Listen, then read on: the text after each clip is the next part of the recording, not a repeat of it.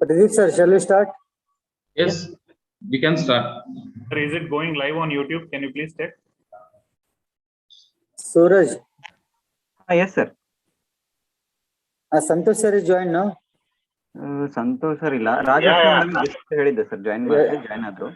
Maybe he is there already. Santosh. Kendall Math, I am here. Okay, okay, sir. Okay, sorry, sir. Just I will check. Ugar sir. Yes, Dr. Kendall Math, I have joined. Yes. Okay, thank you, sir. Santosh sir is there, sir. Santosh sir have joined. Sir. Okay, okay. Yeah. Then let us start. Already 10 minutes late.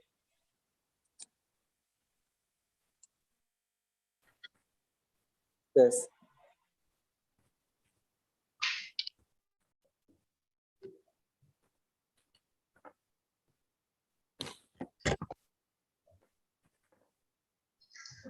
Yes, sir, we'll start. Am I audible? Yes. Sir, am I audible? Yes. Or audible. Yeah. Please proceed. वागर्था विव संपृक्तौ वागर्थ प्रतिपत्तये जगतः पितरौ वंदे Parvati Parameswaran. A very good evening to one and all present on this great platform of All India Panchakarma Teachers and Specialists Association. The All India Panchakarma Teachers and Specialists Association was formed with a vision to exchange and enhance our knowledge with respect to the super specialty branch of Ayurveda, that is Panchakarma. This happens to be a great platform for UG students, PG scholars, PhD scholars for expanding their horizon of understanding Panchakarma to give new dimensions of practical approach with a firm theoretical base. Here, we welcome questions on topics of Panchakarma, including Poorva Karma, and we will have on board a number of expert Panchakarma clinicians and teachers as panelists who would share their views regarding the particular query asked. The future motive is to grow big, grow together, and grow global.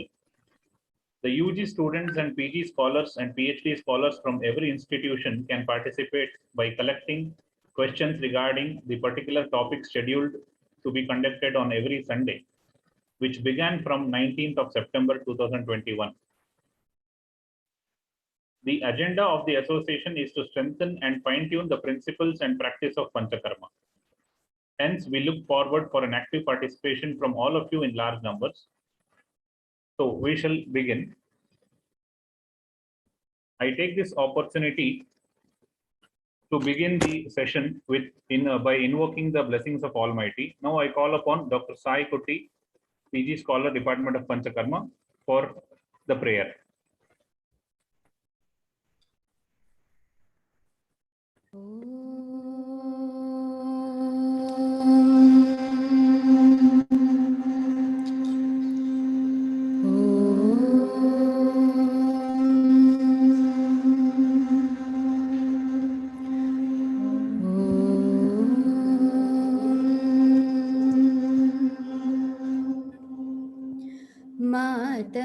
मातङ्गवदना मां पालया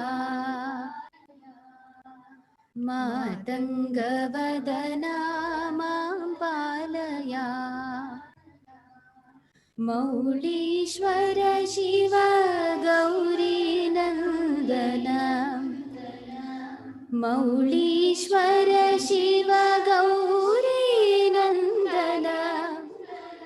मंगलदायक सिद्धिविनायक मंगलदायक सिद्धिविनायक मातङ्गवदना मां पालया. ॐ गुरुर्ब्रह्मा गुरुर्विष्णु गुरुर्देवो महेश्वरः गुरु साक्षात् परब्रह्म तस्मै श्री गुरवे नमः. ओम शांति शांति शांति.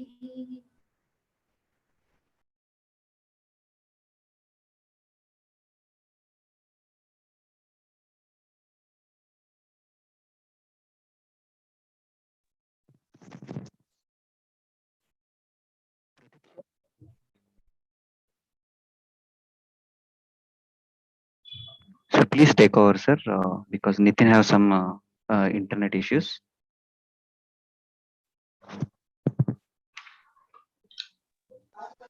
Suresh? Okay. Shall I take? Yes, Pradeep sir, proceed. Okay. Good evening, everyone. I welcome you all for the today's session, and I welcome today's keynote speaker, Dr. Sridhar BS, Joint Director, Ayush, Bangalore. I welcome you, sir, and I welcome all the organizer, Dr. Vasant Patil, Dr. Santosh Edalli, Deputy Registrar, RGHS, Bengaluru, Dr. Kendarmat, Associate Professor, Ballari, Dr. Chandramouli, Dr. Jairaj, and Dr. Hugar, sir. And I would like to welcome all India Panchakarma faculty, specialists, practitioners, UG and PG students. And I also wish to welcome today's panelists, Dr. Rajalakshmi Madam, Dr. KP Nambudari, Dr. Shusha Chom, Dr. Gnanendra Datta Shukla, Dr. Animesh Mohan, and today's event head, Dr. Satyajit Kulkarni, and today's moderator, Dr. Nitin. And now time to introduce today's panelist as well as moderator. Today's moderator, Dr. Nitin Gowda, Associate Professor, SDM, Bengaluru. He completed BMS and MD from SDM Udupi, qualified yoga instructor from S. Vyasa University, and high rate of success includes teaching mainly on neck pain, IBS cases, paralysis, respiratory like allergic cold and asthma. And more than 20 articles he published in various index journals, achieved 10 Best Paper Award, and currently he is authoring a book on Ayurveda and Ayurvedic management for various diseases to educate the general public about Ayurveda and its combinations. And he delivered more than 20 guest as a guest lectures and articles involved in many actively involved in NSS, like many camps he conducted social works during his student life. Dr. Nitin, lifetime member of Indian Red Cross Society, and also he is a one among personal doctor for former Prime Minister of India, Sri H.D. Devegowda, and CM Ibrahim, Kannada film director, actor Sri Rishabh Shetty, and many IAS and KS officers. And finally, we can say that he is actively involved in many activities, and truly we can say that Raja Vaidya of many members. And now the time to introduce today's panelist, Dr. Raj Lakshmi, eminent personality, and he is our my teacher as well as mentor. She is a associate professor, Department of Panchakarma, SDM Udupi, Karnataka. Madam completed BMS from SDM Udupi, MD from Ahmedabad, Gujarat University, PhD from RGHS, Bangalore. Madam having more than 18 years of teaching experience, UG and PG, and guided more than 30 PG scholars and more than 30 articles published in various index scopus journals. And Madam delivered awareness program on obesity, infertility, and musculoskeletal disorders. And Madam successfully treated many neuro cases in SDM Udupi, and many principal investigator for many department projects and funded by Ministry of Ayush. This is the brief introduction of Raj Lakshmi Madam. Today I welcome Raj Lakshmi Madam for the panel discussion. And one more panelist, Dr. KP Nambudari, Dr. Pradeep, Professor and Head Department Panchakarma, Amrut School of Ayurveda. Dr. Pradeep. Sir. Yes, please. Sorry for the interruption. Before that, shall I introduce keynote speaker, Dr. B.S. Sridhar sir, and then you can go. Yes, please. Yes, sir. Namaste, good evening to all. Respected teachers, senior faculties, and my dear friends. It's my privilege and pleasure to invite our today's keynote speaker of this event, Dr. Bhimagoli S. Sridhar sir. Sir, born on 28th May 1966 at a village called Bhimagoli near Sulya, South Canara district in Karnataka. And sir pursued undergraduate from the Karnataka University with a gold medal and completed his post-graduation in the year 1992 from the SDM Institution of Karnataka GMC. And sir, from the PG days itself, is a proud student of late Dr. M. Ishwar Reddy, who is a well-known Panchakarma practitioner. And sir completed his PG in February 1992 and joined in government service in July 1992. And sir worked in all the three government colleges in different cadre, that's associate professor, professor, and as a principal. And sir was the founder head of the department for the PG studies in Panchakarma GMC Bangalore. And sir worked as a special officer for establishing the new government college in Shimoga. Presently, sir executing the post of Joint Director, Department of Ayush, Bangalore. And sir bagged with good number of awards, among them Panchakarma Visharda given in 2016 by SDM Institution of Karnataka, SDM Asan, and Ayurveda Manakya by Satara, Maharashtra. And sir awarded consecutively for 3 years as a Best Teacher Award, initially by SDM Asan, later JSS Mysore, and then this year Paral University. And sir is renowned for his expertise in Nadi Pariksha and organized many workshops on Nadi Pariksha itself. And sir co-guided for MTech student to develop a software exclusively for Nadi Pariksha. And this research work has been published in International Journal for Engineering Research. And sir is a very good clinician and he's guided many students and delivered many lectures and organized many program ROTP and CME programs. And sir published many articles, research based, and given a talks over the radio and as well as television. By this brief introduction, once again, I feel and I believe that it's my privilege to introduce our Joint Director, sir, for this webinar. Welcome you, sir. Pradeep, sir. Yes. Thank you. And today's one more panelist, Dr. KP Nambodari, Professor and Head Department of Panchakarma, Amrut School of Ayurveda.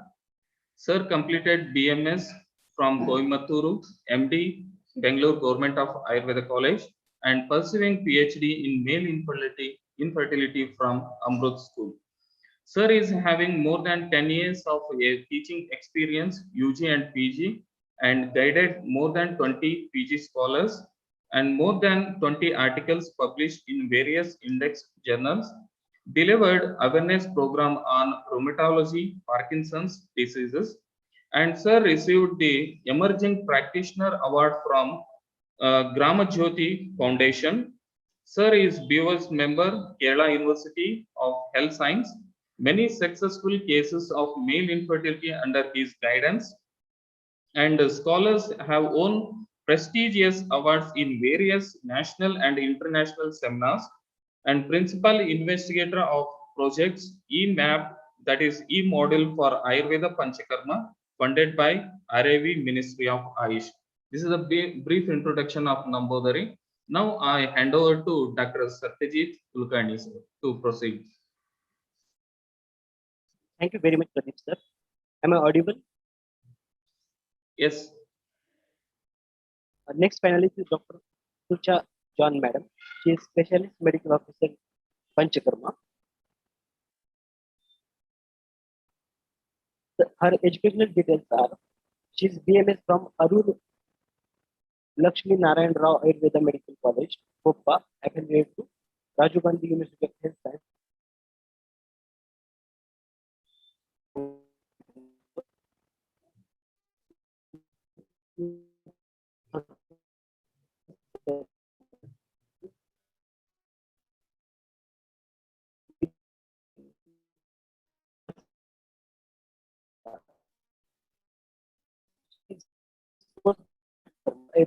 Ayurveda Medical College with Shirodha and Shirokisu in Brazil, that is tension headache, a comparative clinic study. Her professional details are: she joined as lecturer in the Department of Panchakarma, Santarpana Ayurveda Medical College, Palakkad, in 2011. 12. Thereafter, she worked as consultant physician with Sudha Ayurveda Hospital, Siam. In 2014, she joined as Punarnava Project Medical Officer in Government District Hospital, Kottayam, and currently she is working as medical officer under NAM in Government Ayurveda Hospital, Kottayam since 2018.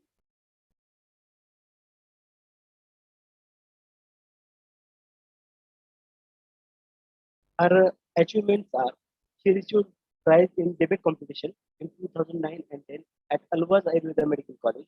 She received second prize for poster presentation in Ayur Tarang CME conducted by Panchakarma Department on Snehana and Svedana in 2010 at Alwas Ayurveda Medical College. She received third prize for paper presentation about treatment modality in vaate with special reference to tension headache at Shalakya in 2009 at Sri Dhariyam Ayurvedic Research and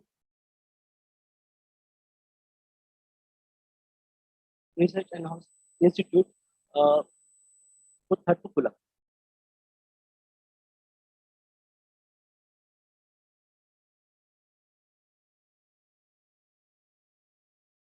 Our next panelist is Dr. Animesh Mohan. He is director and Panchakarma specialist and assistant professor. He achieved his educational qualification, UG degree BMS from prestigious Institute of Medical Sciences, Banaras Hindu University, Varanasi. He achieved post graduation from SDM College of Ayurveda, Hassan.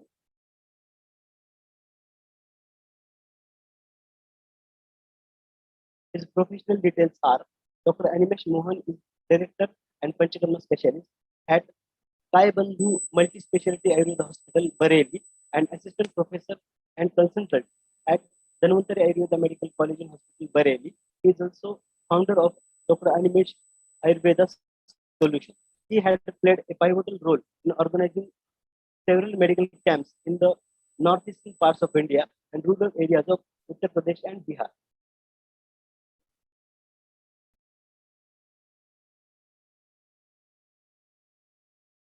He was founder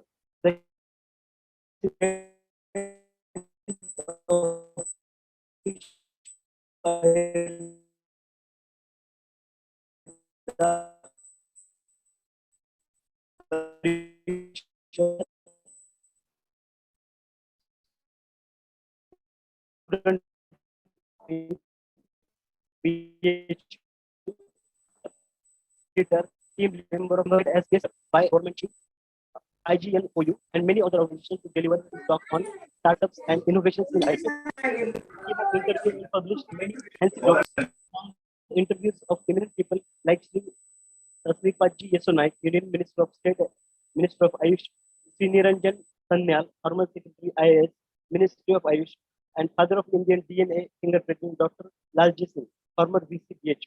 He has been awarded with a National Level Innovation Award, first prize, in New Delhi by world's largest university, Indira Gandhi National Open University, for his innovation, Janu Avga instrument. He first worked on the project of increasing revenue generation through Ayurveda with minimum investment. He was judged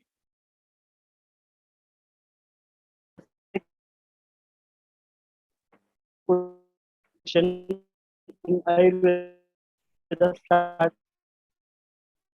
the first ever Ayurveda start. Satyajit sir, sorry for interrupt you. Sir, your voice is not audible, sir. It's not clear. Ayurveda Summit. And our next panelist is Dr. Kanesh Shukla.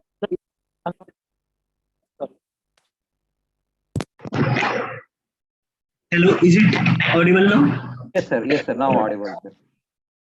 Dr. Ganendra Shukla, his educational details are he achieved BMS degree from Rishikul State Ayurveda College, Haridwar, Uttarakhand in 2005. He completed PG in Panchakarma from IPGTRA Jamnagar in 2010. He completed PhD in Panchakarma from IPGTRA Jamnagar in 2015.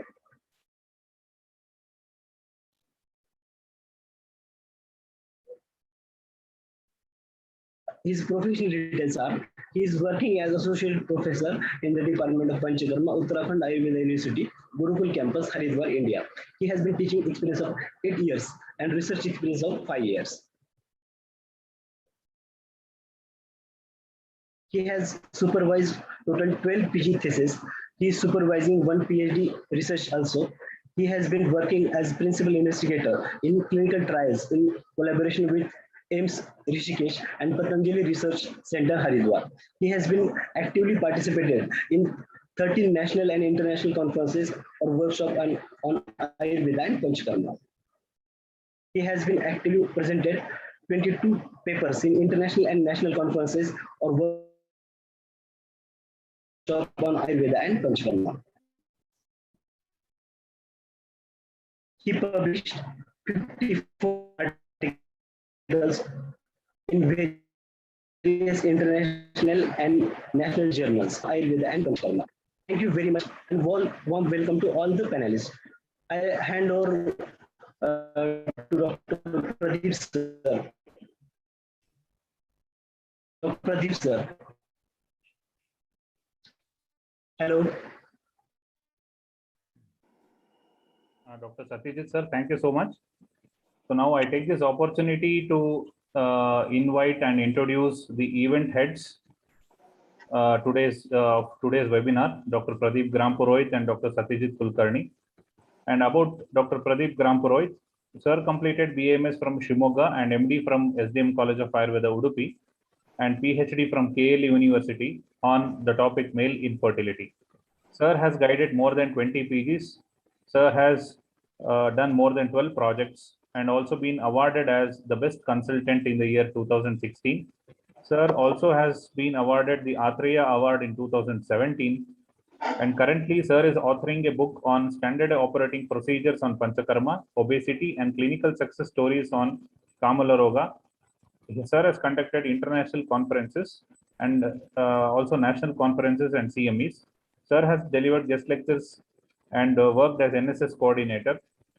And he has also served as BOS member in the KL University. I welcome you, sir. And I take this opportunity to introduce and welcome another event head, that is Dr. Satyajit Kulkarni. Sir is serving as professor in the Department of Panchakarma in Manjushri Research Institute of Ayurvedic Sciences in Gandhinagar, Gujarat. Sir has completed BAMS MD in 2007 from Pune University and PhD. Sir is currently pursuing PhD in Panchakarma. Sir has worked full-time in reputed colleges and hospitals. Sir has also worked as NABH officer and he has also worked for NAC. And Sir has got a total teaching experience of 13 years in the UG and 8 years in the PG. And Sir has done 8 paper presentations in the state, national and international seminars on Ayurveda. And he has 24 articles in the journals published at state, national, international levels in Ayurveda. I welcome you, sir, to the session. So we shall proceed with the questions now.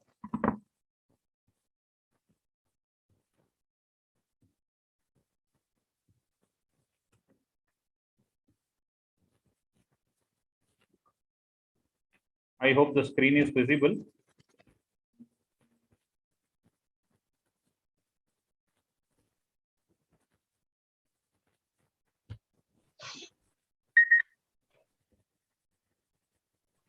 Is the screen visible? Yes, sir. Yeah. So the first question is about the utility of different sweda in ardita and pakshagata, and how about the mechanism of ksheeradhooma in ardita?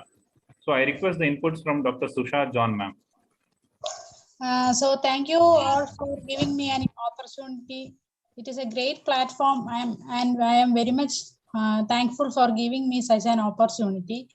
So coming to the utility of different swedas in ardita and pakshakada, as we all know, sweda is the poorva karma, and it will act also as a pradhana karma in various diseases.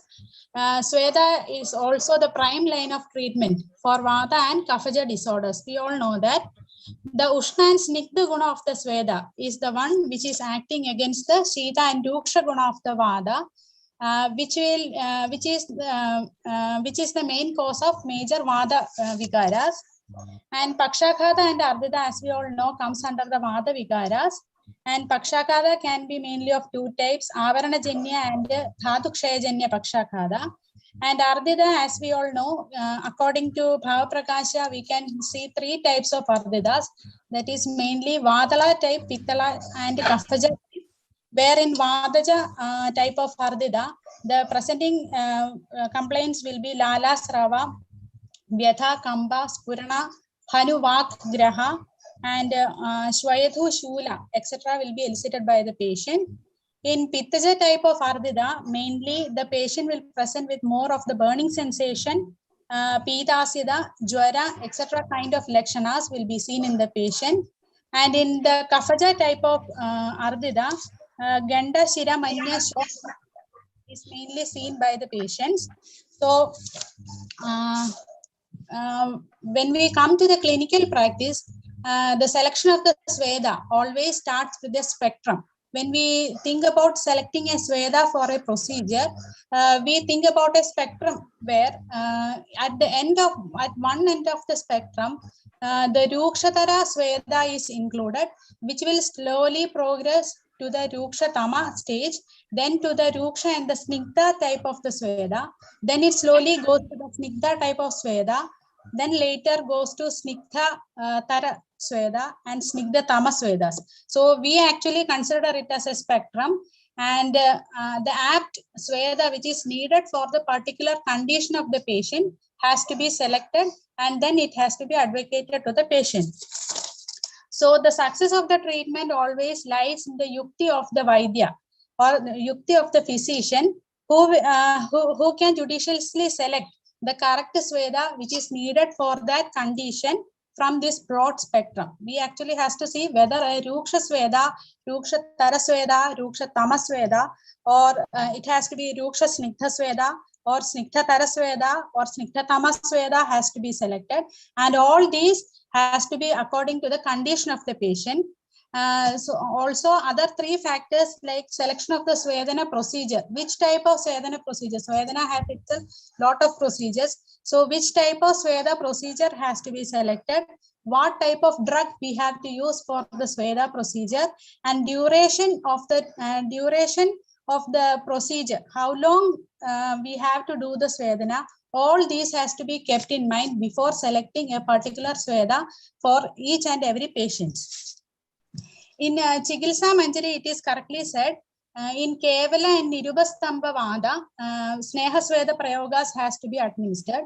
So the prime aim of the physician has to be, if it is a Pittanubandha Vada Vyadi or if it is a Kaphanubandha Vada Vyadi, always we have to remove the Anubandha dosha. Pittanubandha and Kaphanubandha has to be removed, and then it has to be. Dr. Shita madam. Yes, yes. Sorry for the intervention. Yes. Actually, sir is having some busy. Dr. B.S. Sridhar, sir, Joint Director. Sir wanted to go for some other meeting. Can we take a keynote address by sir, and then later we can proceed with the questions? Sure, no problem, no problem. I will continue after sir has left. Yeah, madam. Okay. Dr. Nitin and Dr. Pradeep, sir. Yes, sir. Please request sir to keynote address there. Yes, sir. Now I request Dr. B.S. Sridhar, sir, who is the Joint Director of Ayush, to deliver the keynote address. Very good evening to all. I hope there are 60 people who have joined this panel discussion on various topics of Panchakarma, especially the Swedana. Respected office bearers of All India Panchakarma Teachers and Specialists Association, panelists, especially the panelists are there, event heads are there, moderator is also there. The thing is, first of all, I would like to appreciate this All India Panchakarma Teachers and Specialists Association for initiating this kind of panel discussion. Actually, earlier, the Rashtriya Ayurveda Vidyapita used to conduct interactive workshops. Even in Panchakarma also they have conducted few interactive workshops.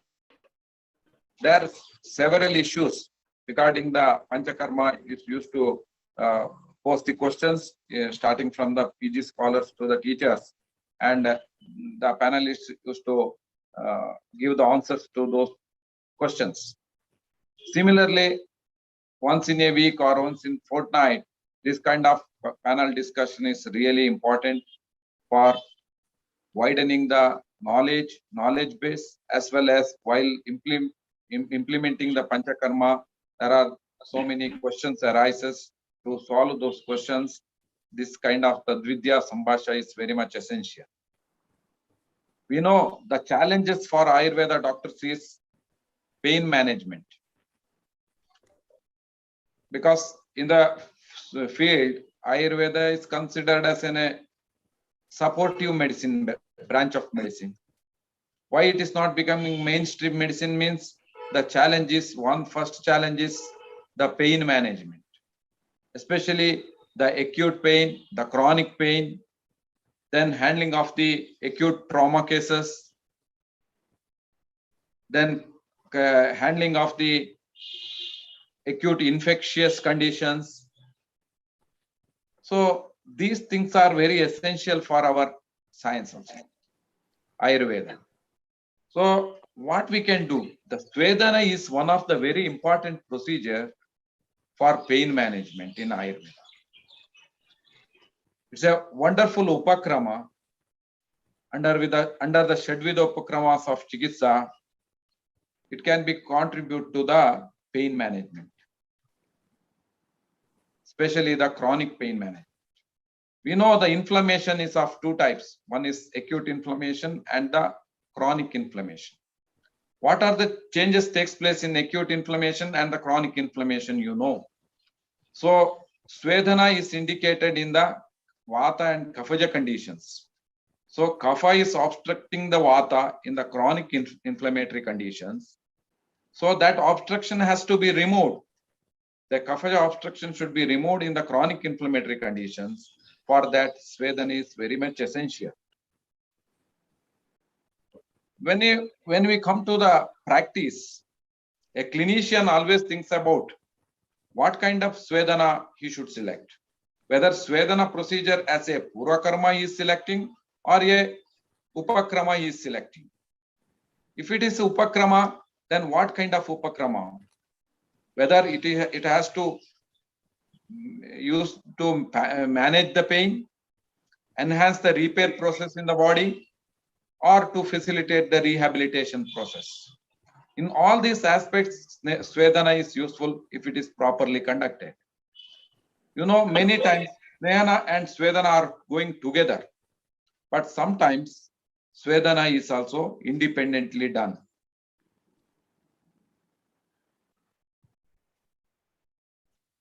The samprapti of the vata vyadis, because pain means vata. Vata dhrite nasti shulaha. Without the participation of vata, there is no chance of any shula. So what kind of vata? Either dhatukshaya or avarana. These are the two important samprapti causes for the vata. So avarana means if it is avarana by the other doshas, if it is from the kapha dosha, then swedana is very much required. If it is from the pitta dosha or from the rakta, then lepas, shitala upacharas, parishekas, shitala parishekas are used. So in acute condition, inflammatory conditions, we go for pitta and rakta avarana. Especially in the beginning, it's rakta avarana. Gradually, it becomes pitta avarana. And when it becomes the chronic cases, it becomes kapha avarana. So in kapha avarana, direct swedana is required. So in niragni sweda also there. No, not only sagni sweda. Niragni sweda is also mentioned. In niragni sweda, So the materials used are causing the changes in the body. So especially the Agni Lepa, whole body Agni Lepa is very useful. It's equivalent to the ecosprin, which is used for blood thinning. So such wonderful results are there from the Agni Lepas. It improves the local circulation. So Swedana is a wonderful tool if it's properly utilized, properly planned, and the duration of sweda is also important. And the preparation for this sweda, poorva karma, snehana is also very important in some cases. So if it is properly performed, definitely it is going to give wonderful results. Even rehabilitation also is possible. For example, Shashtika shaali pinda sweda, where shodhana is not possible. If patient is not fit for shodhana, in such conditions, if snehana and swedana are done together, because of the Ushna guna of the sweda, dosham nayati dravatvam, and sweda is also one type of mala. We can remove the doshas from the body by giving regular koshta shuddhi. So this can be utilized as an alternate for shodhana also. In these aspects, many-fold functions are there in the sweda. In shushkanyapihi kastani namayanti yatanyayam sneha swedopapadanehim. So for rehabilitation also it is very much required. So these are all the different sweda benefits of this sweda. You are going to discuss many questions here. All the questions which are posted in this one are answerable questions. Very good questions are posted by the enthusiastic Panchakarma specialists. Let us have a fruitful discussion, panel discussion. So thank you for giving me an opportunity to speak few words in this August gathering. For the organizers, my heartfelt thanks. Thank you, one and all. Namaste. Thank you so much, sir, for your valuable inputs. So I hope we had a great start. Thank you so much, sir. And now continuing with the question session, over to Susha John, ma'am. Okay, I think I can continue. Sure, ma'am. Okay, so as I have already said, it has to be brought to the kevala vata avastha, then only correct svedana can be done. And as we all know, pakshakada chikitsa, snehanam sweda samyuktam pakshakade tu virejanam. And here also we divide the patients into two types, that is avaranajanya pakshakada, which is mainly vata kaphaja in nature. And there initially we go for rooksha swedas like dhanyamla dhara, rooksha churnapinda swedas, kashaya dharas, and appropriate levanas will be selected according to the condition of the patient. And if it is dhatu ksheeradhooma pakshakada, which is mainly under vata pitta type, and there we will go for the snigdha swedas, churnapinda sweda, which is along with the thaila can be selected, patra swedas will be selected, pidinja dadaval, Shashtika shaali sweda, and Godhuma pinda sweda, etc. will be selected. So as a rule, we all know the dry heat. Dry heat is applicable especially in vata kaphaja disorders, and moist heat is usually selected in case of vata pitta disorders. And when the spectrum of swedana comes, there is a broad spectrum where we can select whichever kind of sweda according to the condition of the patient. It will heavily depend upon the dosha involvement, which is elicited in that patient. The prakriti of the patient has to be assessed. The ritu, desha, kala, the strength of the patient and the strength of the disease has to be kept in mind before selecting the correct swedana procedures. Coming to the ardita line of treatment, we all know ardite navanam, murthadailam, srotrakshitarpanam, which is a general line of treatment. But here also we have to consider the dosha involvement, where, as I have previously said, it can be divided into Vadiga, Paitiga, and Kaphaja. Vadiga type, which presents with more of the Vedana Visheshas, and Stambhana will be there, Shwayathu will be there, and Hanu Vagraha, the patient won't be able to speak much, and in such conditions, ksheeradhooma is mainly indicated. And mainly Dashamula ksheeradhooma or Bela ksheeradhooma can be used in those patients. Here also that the thaila selected for the just before the ksheeradhooma may be Dhanvantaran thaila or Maharaja Prasarani thaila, which is Madashamana in nature. If it is Kafanubandha, where the patient presents more with the shofa, stamba, and a recent onset type of the ardita, then Dhanyamla itself can be used for as a Nadi Sweda, which will relieve the stambhada and shofa, and lepana, appropriate lepanas according to the conditions can be selected. And here also the thailas selected may be Karpasasthya thaila, etc. according to the condition is selected. And if it is Pittanubandha, which is mainly associated with a burning sensation, Trishna, Raga, etc. Here also ksheeradhooma is mainly indicated, but here the thaila selection will be more of the ksheerabala, balashwagandhadi thaila or prabhanjanan thaila, etc. will be much more beneficial than the other thailas. So swedana is only considered as a poorva karma, and along with swedana we have to give importance to shamana and shodhana chikitsas also. So as a whole, the treatment will give the benefit, not a single procedure will give the benefit to the patient. So coming to the clinical aspect, where I have to use from 2014 to 2018, I was being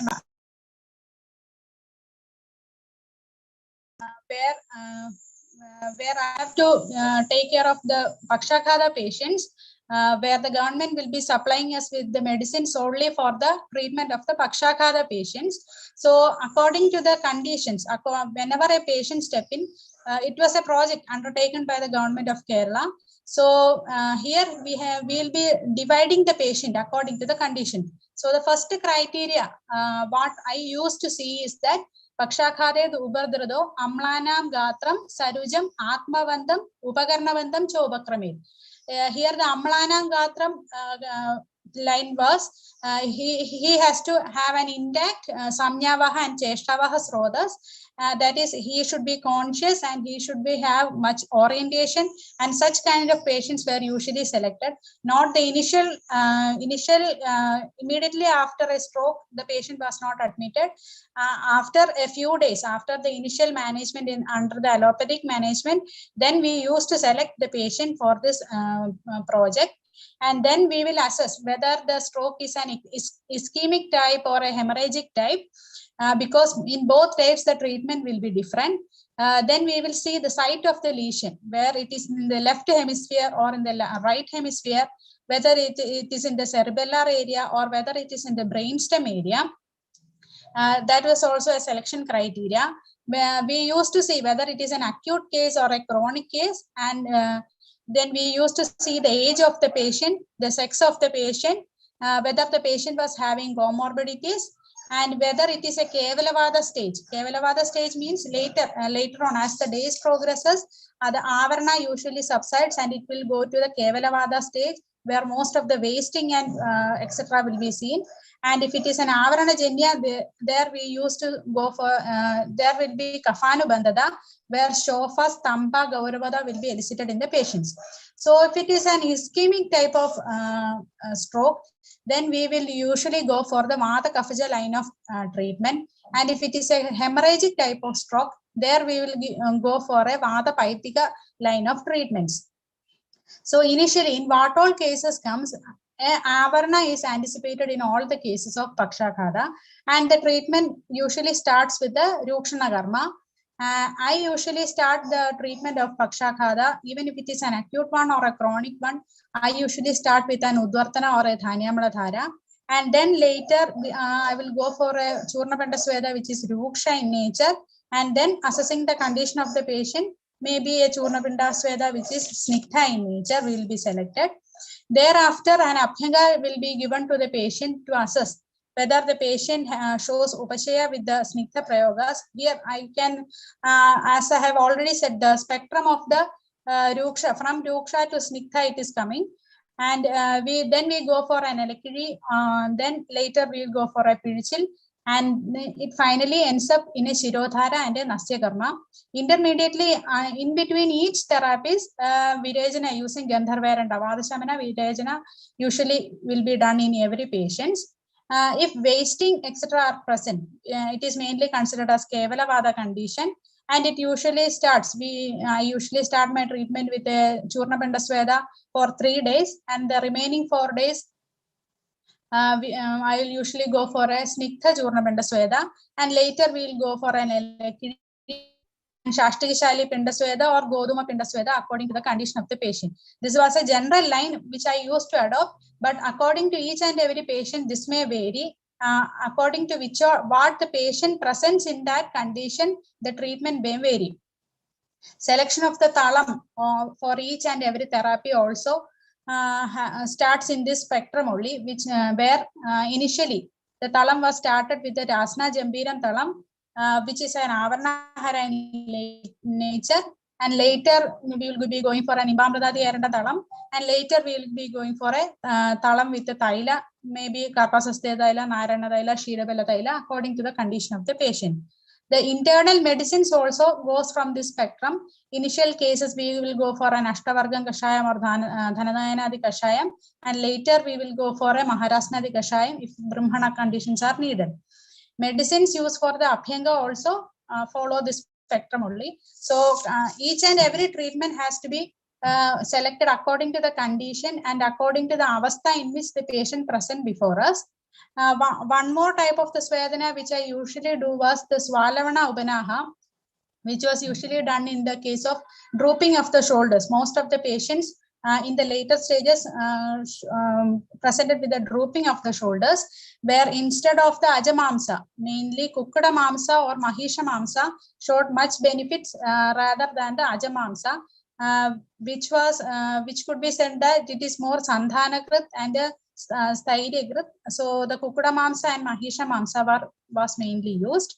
And as described earlier, the benefits of ksheeradhooma in ardita, in not all ardita cases, ksheeradhooma will be done. Assessing the condition of the patient, the stage of the disease, initially if avarna is present, avarnahara treatments are done. And when it comes to the vata and kaphaja avastha, then only ksheeradhooma was indicated. Bala ksheeradhooma can be done. Dashamula ksheeradhooma can be done. And Kshira was mainly selected because it is Vata and Kapahara, it is Vata and Pittahara in nature, and it is having Shita and Sniktha Guna, which is Mrudu and Manda, which is also Brahmana in nature. So Kshira was selected with these criteria, and I think these are the various treatment modalities for Pakshakada and Ardita, which we usually follow in this part of Kerala.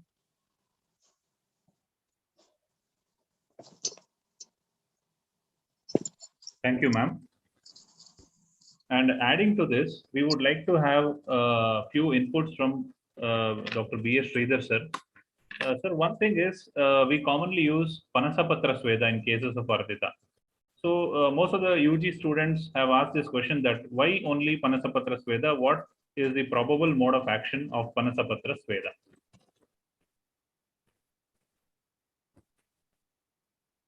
A very nice question. In ardita, what happens? It is an obstruction in the vagus nerve. It may be due to edema in the Karnamula Pradesha. If edema is there, we have to remove the edema. That is our main intention. For that, we need swedana. Here, externally, we do swedana with the Ushna Tailas, Ushna Karpasasthyadi Taila, like, isn't it? So in Ushna Taila, Abhyanga and swedana, proceeded with swedana. The structure of the Panasa Patra, it is a thick leaf. You can understand the thickness of the density of the Panasa Patra, and it is very strong also. When you apply it to the heat, if we put it in the frying pan with the oil, it still remains strong. So it is easy to apply one. Second thing, it's the surface is rough. Surface is not smooth, it is rough.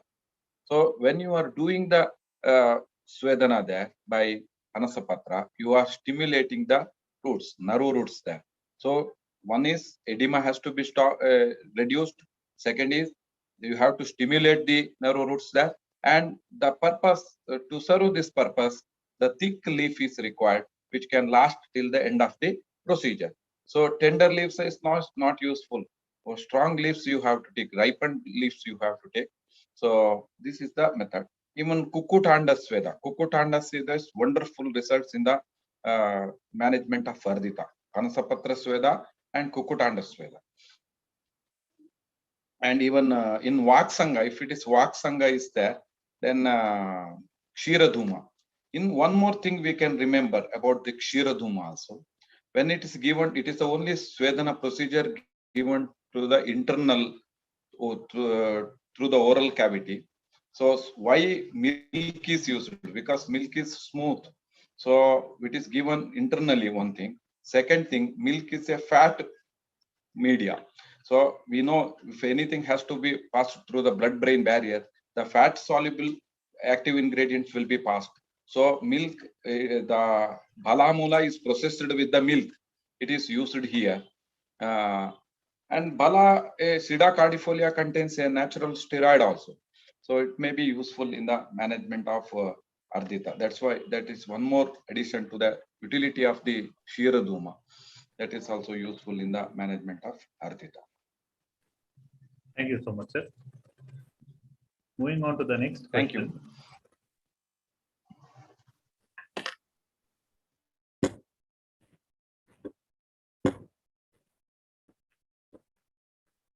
According to Vant Hoff's law, heat, that is swedana, should not be given in rheumatoid arthritis cases, as it is said to increase the activity of collagenase, in turn causing a destructive process.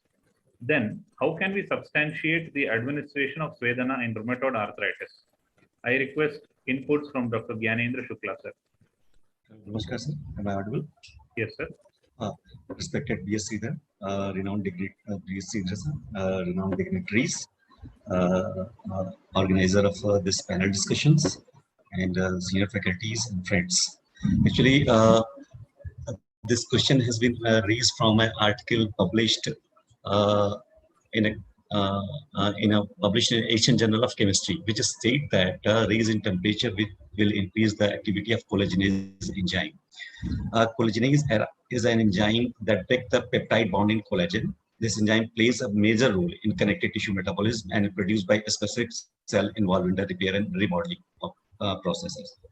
So, एक हाथी के पैर को पकड़ के हम ये नहीं कह सकते हैं, अगर 4 लोगों को हाथी के पट्टी बांध दी जाए और कहा जाए कि हाथी का ये अलग-अलग पार्ट को टच करके बताओ कि हाथी कैसा है. Somebody will touch feet, somebody will tail, somebody will trunk, somebody will सूंड. तो सब अलग-अलग लोगों का हाथी का अलग इमेजिनेशन करेंगे. तो यहाँ पे ये कहा गया है कि in vitro study, with range in temperature, collagenase activity will increase. This is true, perfectly true.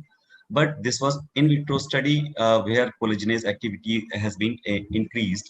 But in another study carried out by Judah Hoffman suggests that enzymatic activity of collagenase, which degrade the collagen, are inhibited in presence of serum synovial fluid in vitro.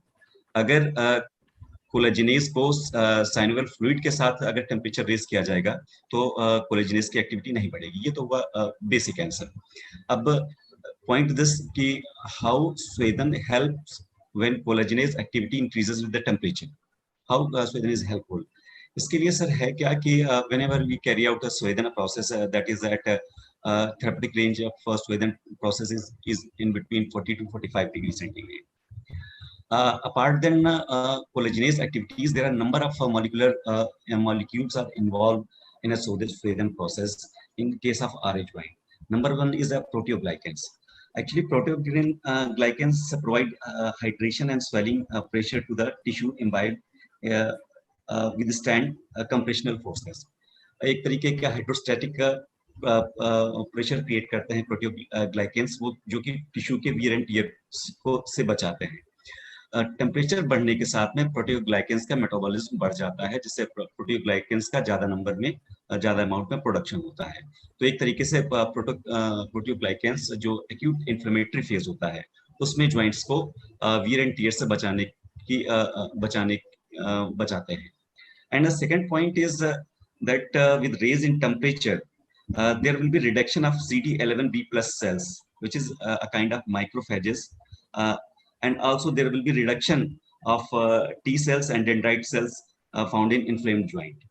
Temperature बढ़ने के साथ में जितने हमारे microphages हैं इनका amount कम हो जाता है और इसके साथ होता है क्या है कि टेम्परेचर बढ़ने के साथ में बढ़ा हुआ temperature proliferation of interferon gamma को रोकता है टिश्यू इन्फ्लेमेटरी मार्कर्स जो होते हैं like TNF alpha it is subsided by raise temperature and again the raise in temperature of particular joint causes increase in amount of interleukin 10 which act as a anti-inflammatory mediators.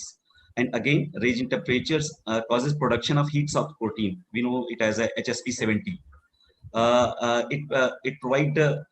It shows anti-inflammatory role by preventing NFKB and activation and down regulation of inflammatory gene expressions. So we can say that range in temperatures causes heat therapy inhibited activated macrophage production of pro-inflammatory cytokines in RA at transcript level. और इस तरीके से TNF alpha को suppress करता है, interleukin 10 को बढ़ाता है, इंटरफेरॉन गामा को सप्रेस करता है, HSP70 को प्रमोट करता है, हाँ HSP70 को प्रमोट करता है. तो टोटल जो स्वेदन प्रोसेस होता है वो जो है anti inflammatory activity analgesic activities को शो करता है. When it comes to only collagenase, yes collagenase activities increased with the raise in temperature but in a limit. In that article, Asian Journal of Chemistry, in that article it has been saying the activity of collagen will increase from 40 to 50 degrees centigrade. After this temperature level, activity of collagenase will also start to decline. So we can say when we are doing Svedana karma, we are not dealing only with collagenase. We are dealing with number of inflammatory markers present in that joint, like proteoglycans, interferons, interleukin 10, TNF alpha, NFKB. So in total, what the picture come out by Svedana, degradation process will be decreases, inflammation will be subsided. By Svedana, we are not dealing with collagenase only. And even in that paper, from where this question has been raised, that if collagenase mixed with synovial fluid with range in temperature, collagenase activity will be decreased. Thank you.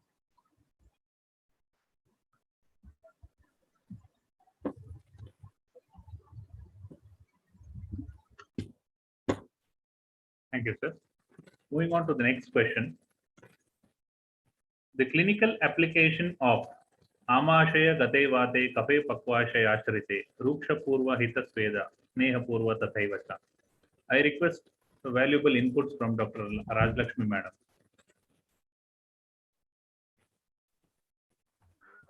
Hello. Yes, ma'am. Am I audible? Yes, ma'am. Good evening. Good evening, all. So, respected dignitaries of All India Panchakarma Teachers and Specialists Association, respected Dr. Sridhar, BS sir. So, for me, it's a great opportunity to talk in front of all the scholars of Ayurveda, especially particularly about Panchakarma. So, beginning with the question that is being asked, that is Amashaye gate vaate kaphe pakwashayashrite rooksha hita sweda sneha poorva tathaivacha. So whenever we are specially explaining about this particular Amavata or any such conditions which has the origin from the Kaphasthana. So when we are saying about this particular shloka, so what is the significance of explaining this in the context of Svedana and how it is relevant and how it is being applicable? So that we have to understand first. So now when we go through this context, Amashaye gate vaate kaphe pakwashayashrite, as explained in Charaka Sutra 14th chapter. So what Chakrapani had told, what do you mean by this particular Amashaye gate vaate? So especially they are highlighting about the sthana here. So which means that it is not as Amashaya, but especially it is a Kaphasthana. So first one has to know that Amashaya here refers to Kaphasthana and Pakwashaya there refers to Vatasthana. So when we consider the significance of this, once again, Chakrapani had told that why we have to do such kind of different Svedas. Amashaya Gate Vaate. So here the dosha which has entered in, which means that Agantu dosha. So first we should know what is the Sthanika dosha and what is the Agantu dosha. So now we have to know about the Bala also. Simply not knowing about the invade of the other dosha to a particular sthana is not sufficient, because what the principle of management is being explained is told in the context of Charaka Chikitsa Sthana 26th chapter, which says that Sthanam Jayadhi Purvam hi Sthanastasya Viruddhataha. So here the Sthanika dosha has to be considered and then Chikitsa has to be planned. So in that regard, if we understand about Amashaya Gate Vaate, so there the Amashaya is basically Kaphasthana. So just and highlight towards particular Amashaya as Kaphasthana, but we need to consider Kaphasthana in terms of the Urahakanta Shira Kloma Parvani Amashayurasaha Medogranam Chajifacha Kafasya Sutaram Uraha. So all those sthanas are also to be considered when we say about the Kaphasthana. So if this particular principle of management is explained here, then the question comes whether we have to do rooksha sweda here, considering Amashaya as a sthana and vata being the agantu. Now, once again, we have to go through Doshopakramani Adhyaya of Vagbhata, where he had told in Ashtanga Hridaya Sutra 13th chapter. So, what he has explained is Tatra Anyasthana Samsteshu. So, means if the dosha has entered into the other sthanas, so if it is not of its origin, Tatra Anyasthana Samsteshu Kuryat Abaliyamshu Chikitsam. So, we should identify the bala of the particular dosha. Suppose if the vata had entered into the Amashaya, which is having less bala, then we should treat the sthana, means Kaphasthana. So there Rukshas Poorva Chikitsa is being considered, or Rooksha Sweda is to be considered. Suppose if the Agantu dosha is strong, for example, Vata dosha, in Kaphasthana being strong, then we have to treat the Vata dosha first, which says that you have to go to that particular chikitsa, which is helpful to mitigate Vata, but which is not even causing any destruction or any hampering towards the kapha. Means we should treat the Vata, which means Snigdha Sweda has to be done. So just to give the example for this, we have a Hikka Shwasa Chikitsa. In Charaka Chikitsa Sthana 17th chapter, there is a quotation, Navajvara Amadosheshu Rooksha Swedam Prayojit. The quotation says, we have to start with the Rooksha Sweda in Navajvara Amadosha conditions. And once again, there is an explanation in the same context saying that Aktam Lavana Tailena Nadi Prastara Sankaraihi. This is the Chikitsa Sutra which is being told there. So what it means actually?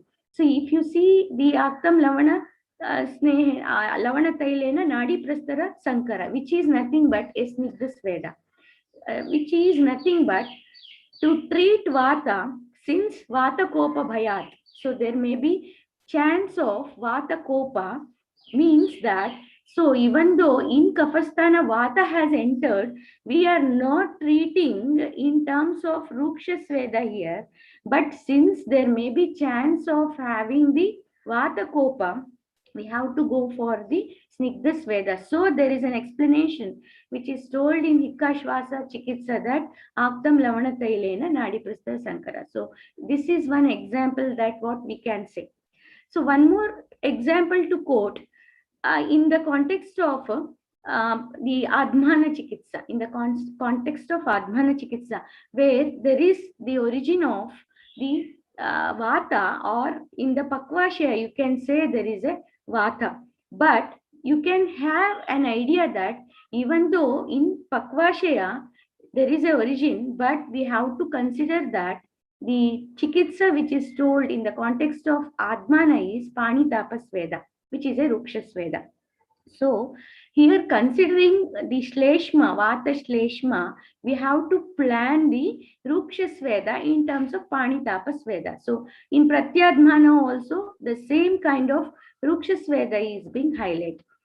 One more example to consider is we have manyastamba, which is one amongst the ashiti vata vikara, nanatmaja vata vikara.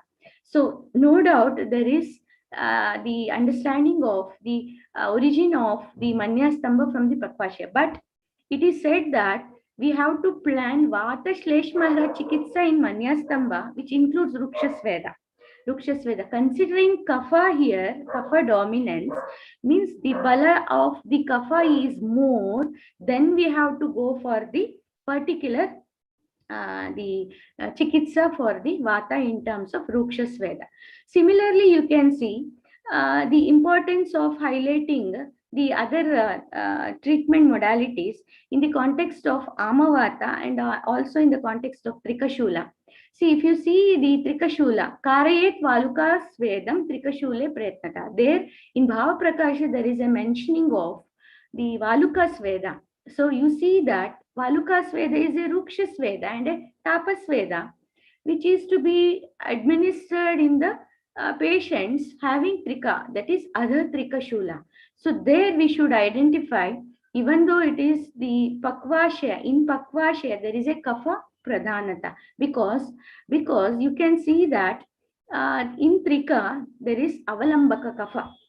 There is avalambaka kapha which is being considered as pradhana. So in that condition, when there is avalambaka kapha, there we have to mitigate kapha by doing valuka sweda.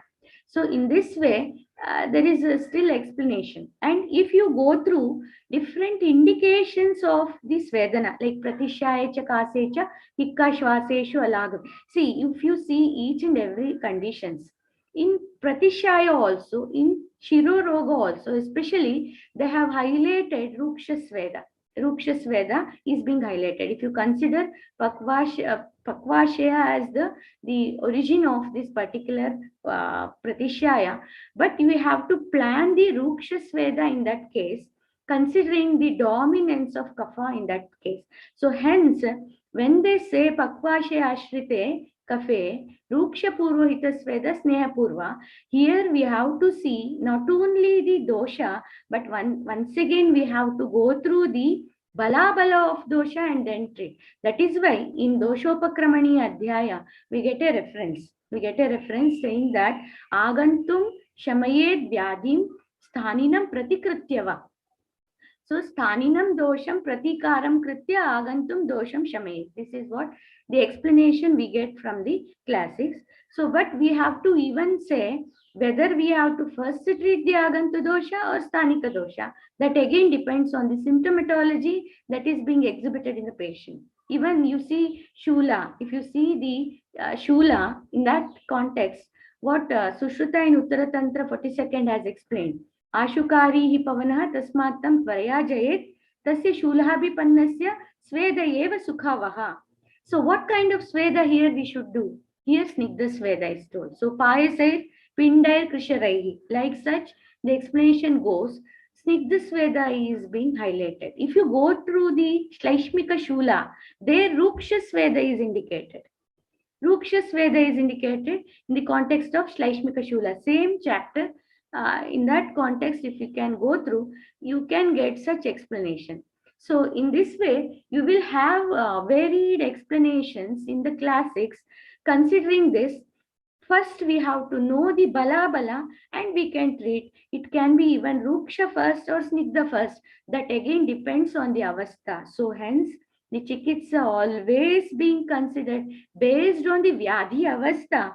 See, not only from the dosha, because even if you see in case of amavata, you can even perform some snigdha svedas if there is ama coming into nirama stage, or if there is nirama stage exhibited in the ama avastha of the in Amavata, even it can be in Pravruddha Amavastha. There can be a plan of performing some Snigdha Sweda. So I think so. I have given sufficient examples.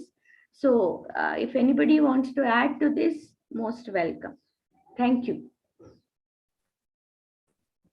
Thank you, ma'am.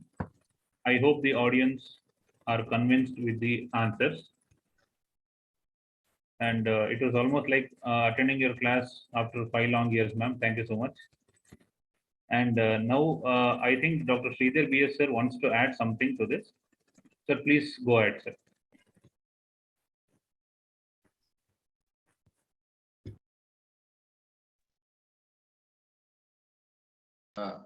Not for this, actually in the earlier question. Yes, sir. I have waived for adding some inputs in that. Actually, in rheumatoid arthritis can be diagnosed as Amavata in certain parts of the country. Rheumatoid arthritis is also diagnosed as Vata Rakta in certain parts of the country, depending upon its stage. So in acute stage, and the CRP is more, it is more than 1:3. In the active stages of rheumatoid arthritis, actually Swedana is contraindicated. Only lay pass we can do, parishekas we can, Shitala parishekas, lay pass, Jalo Kavacharana. Jalo Kavacharana gives wonderful result. I have guided one thesis also in the acute stages of rheumatoid arthritis. So in the chronic stages, say already Rajalakshmi Madam has mentioned, when the Nirama Avastha is there, that conditions, Swedana is very useful. And in chronic cases of rheumatoid arthritis, Swedana is very useful, but not in the acute stages. That's all. Thank you. Thank you, sir. Thank you so much. Moving on to the next question.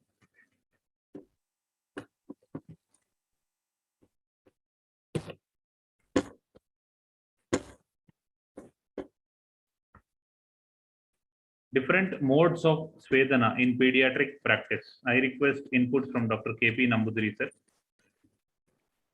Good evening, all. Am I audible, sir? Yes. Am I audible? Yes, sir. Please go ahead. Thanks for giving me an opportunity in this platform to share my views regarding some concepts of Swedana. So, different modes of Swedana in pediatric practice. See, first of all, what is my opinion regarding in this context is the Swedana, what all are the things we adopt even in the general practice of Panchakarma, that all the things can be adopted here in the same context of pediatrics. Because in our Panchakarma, it is especially called Bala Vruddhe or Visheshena Mrudu. What all are the procedures which you do in elderly patients and in Bala, it should be Mrudu. So what all are the procedures, yeah, whatever, it would be Snehana, Swedana, what all are the procedures, what are the procedures we do in that context that can be applied in pediatrics also, but it should be Mrudu in nature. So considering some factors, as in the Pariksha Vidhi, it is told Dushyam, Desham, Dalam, Kalam, Analam, Prakritim, Vaya, Saptam, Satmyam. All these factors are very important, especially Balas. They will be very tender. And due to this tenderness and due to the immature dhatus, the adaptation of the procedures in pediatrics should be very careful. Especially, we know there are some chances of complications, especially in the Swedana. Only in Swedana, in all the procedures, complications are prone. But the complications are very prone in pediatrics and in elderly patients. So whenever we do a treatment in Bala, it should be very careful.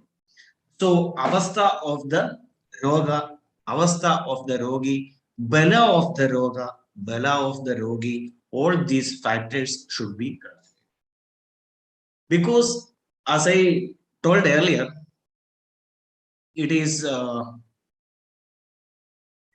very important to note that, as I told, because of this untended or not what we can say matured level of dhatus, what all are the procedures we do upon the balas may result in complications if it is not properly administered and if it is not properly documented. So whenever we do a procedure, irrespective of the procedure, the attention should be the first. The snehana, swedana, vasti, all these things can be administered in patients, especially for bala, other than this pamanam and virejana, because the shodhana karmas, especially the uttama shodhanas like vamanam and virejanam are should be administered only after the age of 10. It is told. Na cha una dashame shuddhe, na cha adikranta saptadau. It is told by the acharyas. So it means, or it shows that we can go for the other procedures like a snehanam and a swedanam. So what is my view in this regard is that in pediatric practice, the swedanam, what all are the swedanas which we do upon the matured patients or the adulthood, the same thing can be adopted even in the pediatrics also. Especially Kashyapacharya has given specific number of swedana procedures which can be carried out in the context of Kaumara. They are Asta Sweda, Sankara Sweda, Pradeha Sweda, Upanaha Sweda, Nadi Sweda, Avagaha Sweda, Prastara Sweda, and Parishegas. So these are the Swedana karmas we do in elderly patients also. So what all are the things we do it for the elderly patients? The same thing which we are doing in the pediatrics also. But the more attention and the main factor should be considered is the intensity of the procedure. While doing a Svedana karma, the intensity of the heat that which we are giving to the bala should be tolerable, and he should be very comfortable with the treatment and never let the patient go to the adhisunna lakshanas, which can be fatal in the conditions because of this non-tender nature. So some procedures like this Bashpa Sweda and all this, we may keep the patient inside the chamber, we may give the maximum sedation, and if we are not considering the patient's bala, avastha of the patient, that may end up with the different complications that may be fatal.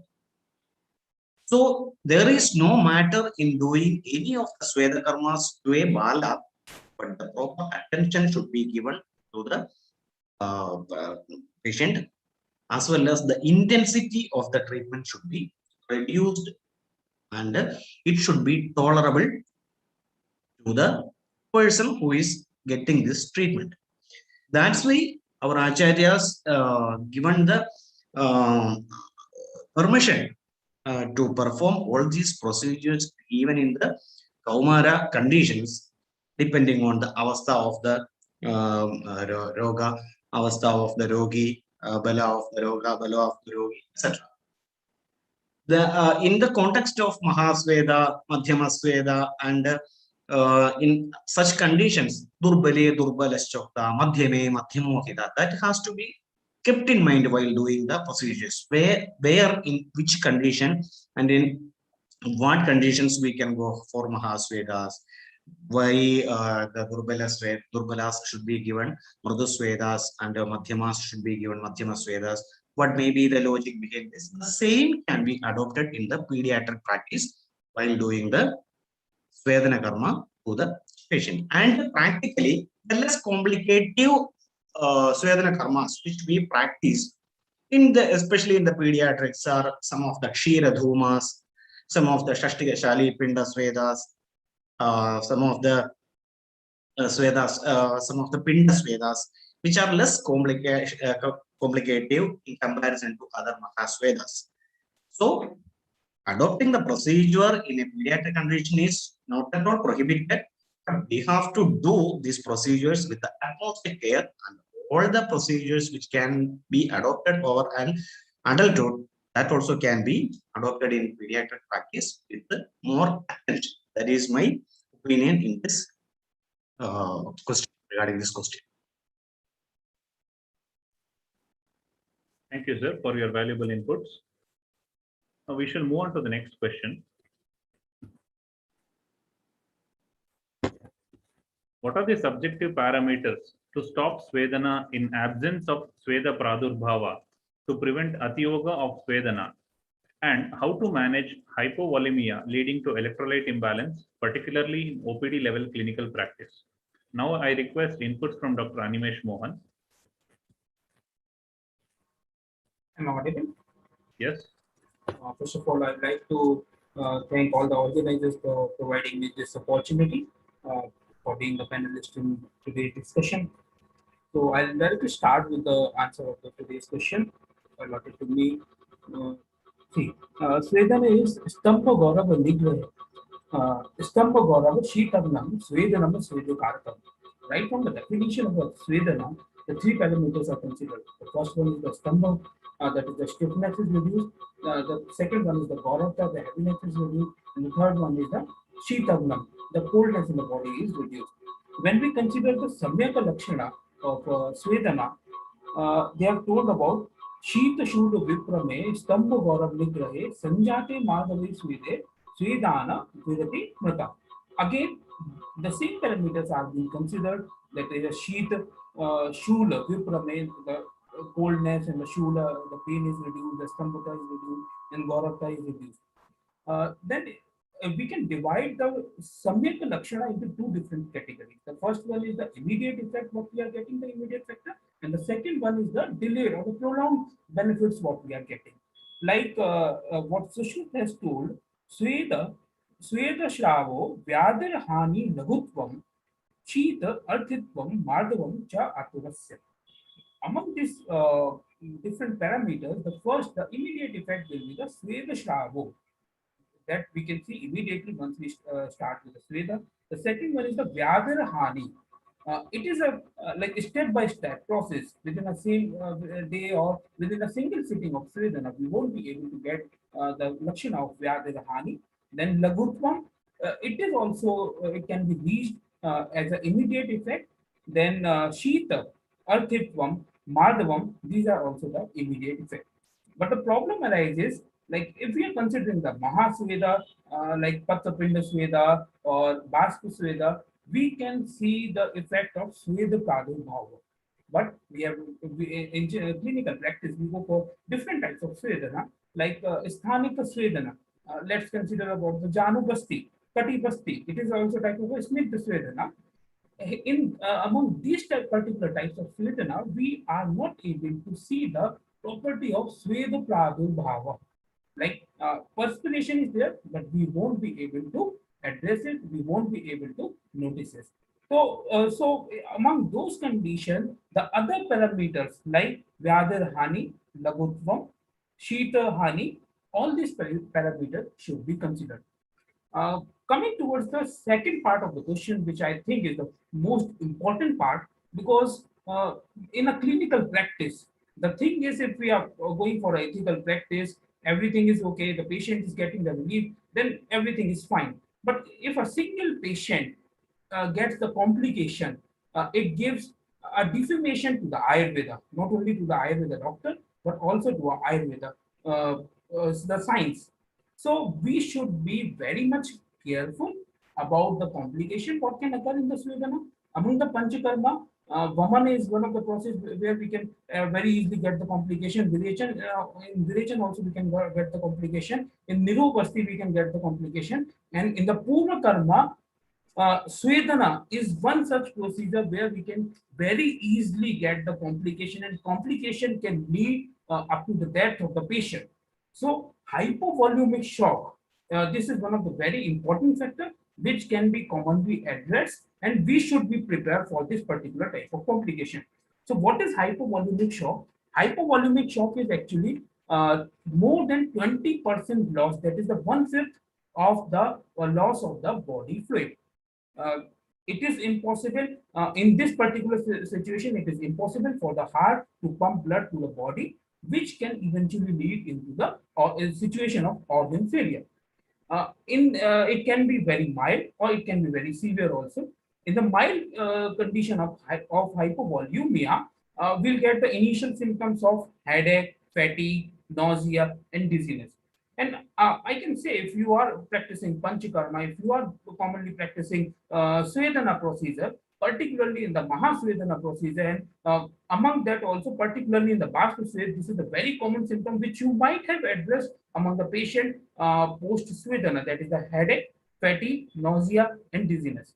Among the severe complication, like what happened if we are not very much serious about the therapy, the therapist has left the patient in the Sweda chamber and he has gone out. In that condition, there are chances the patient might develop the severe complication. Among the severe complication, the symptoms will be cold or clammy skin or pale skin. There will be the condition of rapid or shallow breathing. There will be the condition of rapid heart rate and weak pulse. This is one of the important things which we should consider, and we should take immediate action. Normally, the heart rate, the rapid pulse is, or the rapid heart rate is accompanied by a strong pulse. Like if we check the pulse, if there is an increase in the blood pressure of any patient, we can say there is increase of heartbeat along with a strong pulse. But in case of hypovolumia, this particular formula will work. The patient will be having very rapid heart rate along with weak pulse. Along with this, he might also develop some psychological symptoms like confusion, and which can eventually lead into loss of consciousness. In my own practice from last 4 years, I have seen around 3 to 4 patients which have been fainted during the Mahasvedana or Swedana. Then the symptoms can also reach up to the weakness, and blue lips and fingernails can also be present. Now coming to the treatment part, the treatment is the replacement of the fluid. Now how replacement can be done? It can also be divided into the different stages. The first stage which is possible at the OPD level is ORS or oral rehydration therapy. It should be compulsory for every Panchakarma center to at least have few sachet of ORS as an emergency kit, because it is a very common problem which can be addressed during Svedana. What is ORS? ORS is the oral rehydration therapy, which can be used for mild to moderate cases. In severe cases, it will definitely not work. Then what ORS should contain? It should contain at least 2 to 3 grams per deciliter of glucose, 40 to 90 milliequivalent per liter of sodium, 30 milliequivalent of any base, 20 to 25 milliequivalent of potassium, and the osmolarity should be 200 to 300 milliosmoliter per liter. So these are the contents. Here we can see the sodium is there. Among the further discussion, we'll see it is one of the very important electrolyte which can create an emergency, that is the sodium. Then potassium is there. It is the second most important electrolyte which can create any complication. Then the base is there, and osmolarity is also maintained. Now coming to the practical issues, that at what time we should give ORS and at what doses we should give ORS. In case of hypovolumia or hypovolumic shock, we should give ORS over 4 hours, and we should give in small volume frequently. Why it is necessary? Because if we give in a large volume, it might lead to gastric distension and reflex vomiting. So we should give in the 5 ml per minute, because this is the dose which can be tolerated very easily. And in case of vomiting, because in some cases of hypovolemic shock, either hypovolemic shock due to vomiting, or in some cases of hypovolemic shock due to dehydration, vomiting can be one of the symptoms. In that case, we can go for giving oral rehydration therapy through nasogastric tube. And if this one is not tolerated, then we'll have to eventually go for the IV administration, that is the intravenous administration. Now, coming to the administration of IV line, as I told, in the mild to moderate cases, the oral rehydration therapies can be one of the solution. But in case of severe dehydration or in the state of hypovolemic shock, it requires a rapid treatment because it can lead to various complications. So in case of IV management, in the initial management through IV line, we should go for administration of fluid at the rate of 20 ml per kg of isotonic crystalloid. Here also it is necessary, like what type of fluid we should give. Because in case of dehydration, we don't need to increase an electrolyte or decrease an electrolyte. We need to maintain the fluid volume.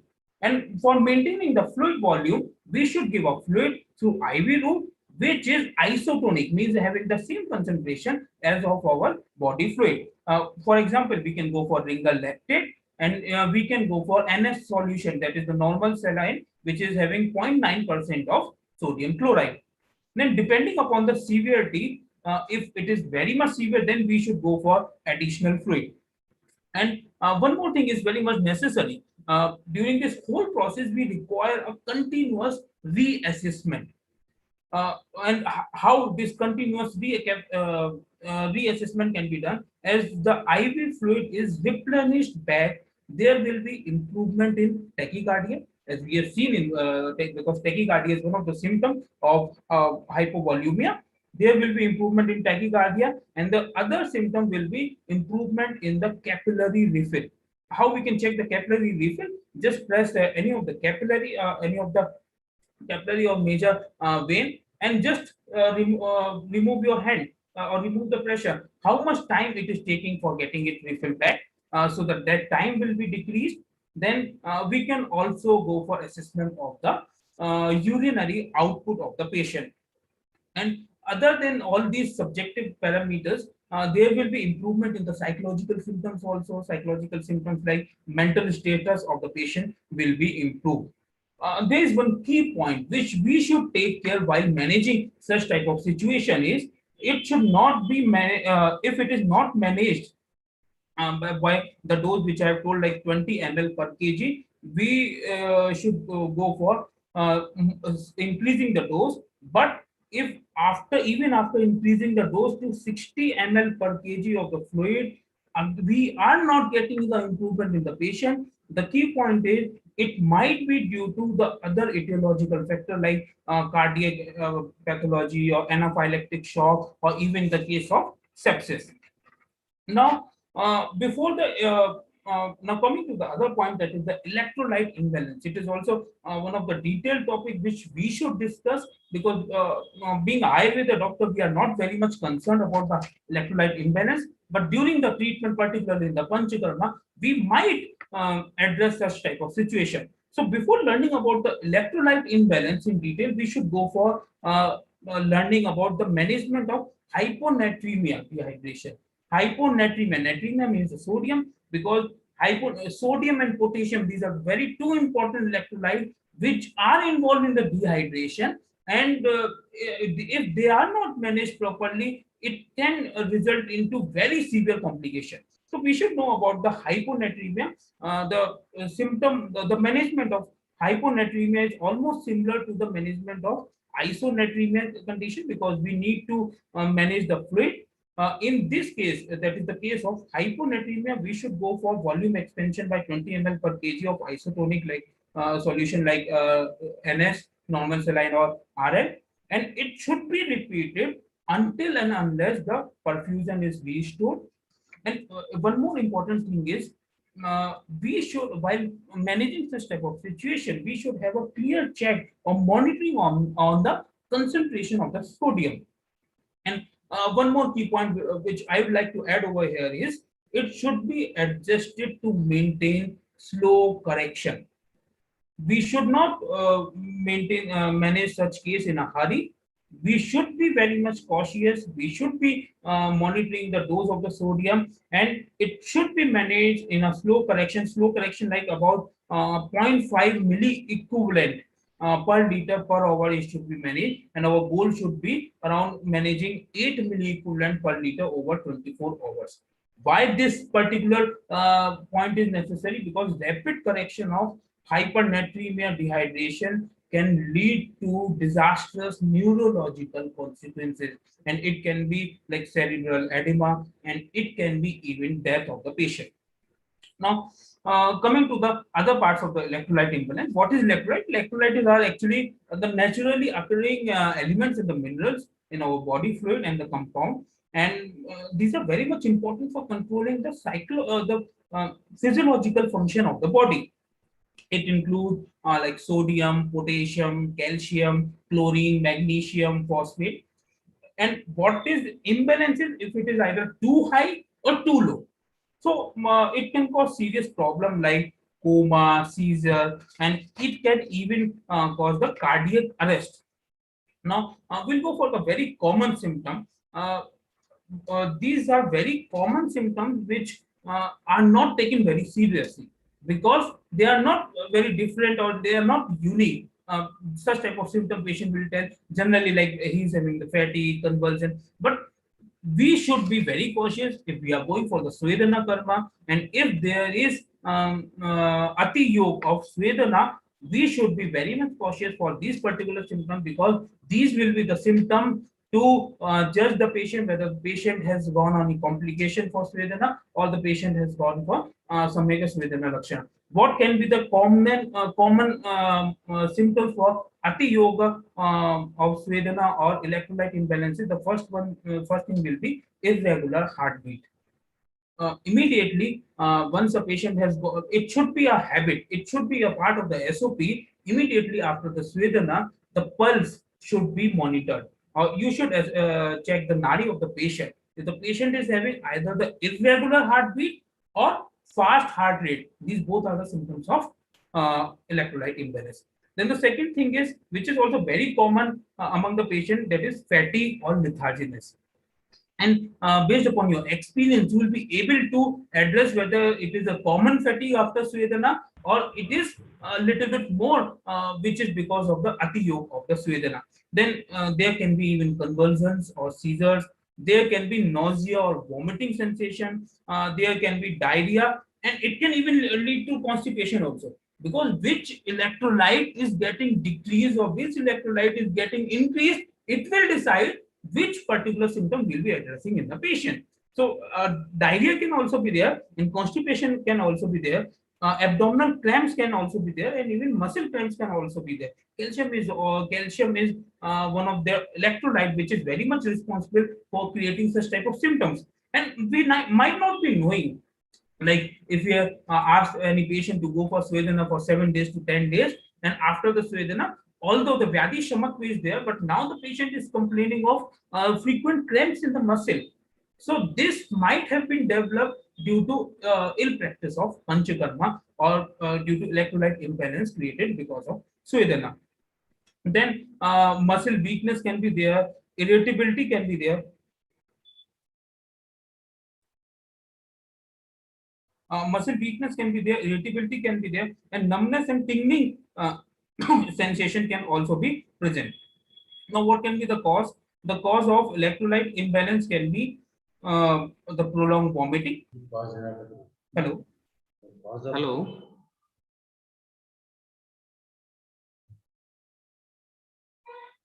Hello. Dr. Animesh, can you briefly answer? Sure, sir. Please. Okay. So I'll directly come to mention 2 points. The first thing is the potassium. Potassium is also one of the important electrolyte which need to be managed. It is important for regulating the heart function and maintaining the healthy nerves and muscles. The first sign which we should look for hypokalemia is because it is fatal and it can be misdiagnosed or undiagnosed or untreated. It can lead to death of the patient. It can be triggered by the severe dehydration.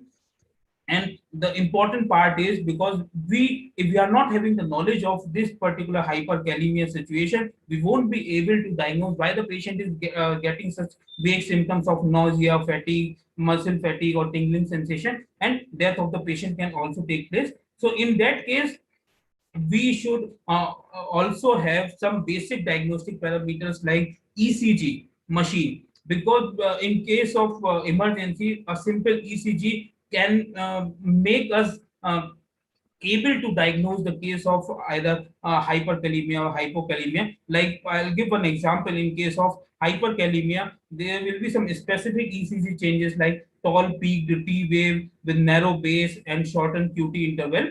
And if such situation is diagnosed, then managing such situation is very easy. But if misfortunately any diagnosis has not taken properly, if the death of the patient takes place due to the panchakarma treatment, I'll again repeat my own my word which I told in the starting. Like, this such situation or such cases can lead to defamation of the science of Ayurveda. Thank you very much, sir. Nitin.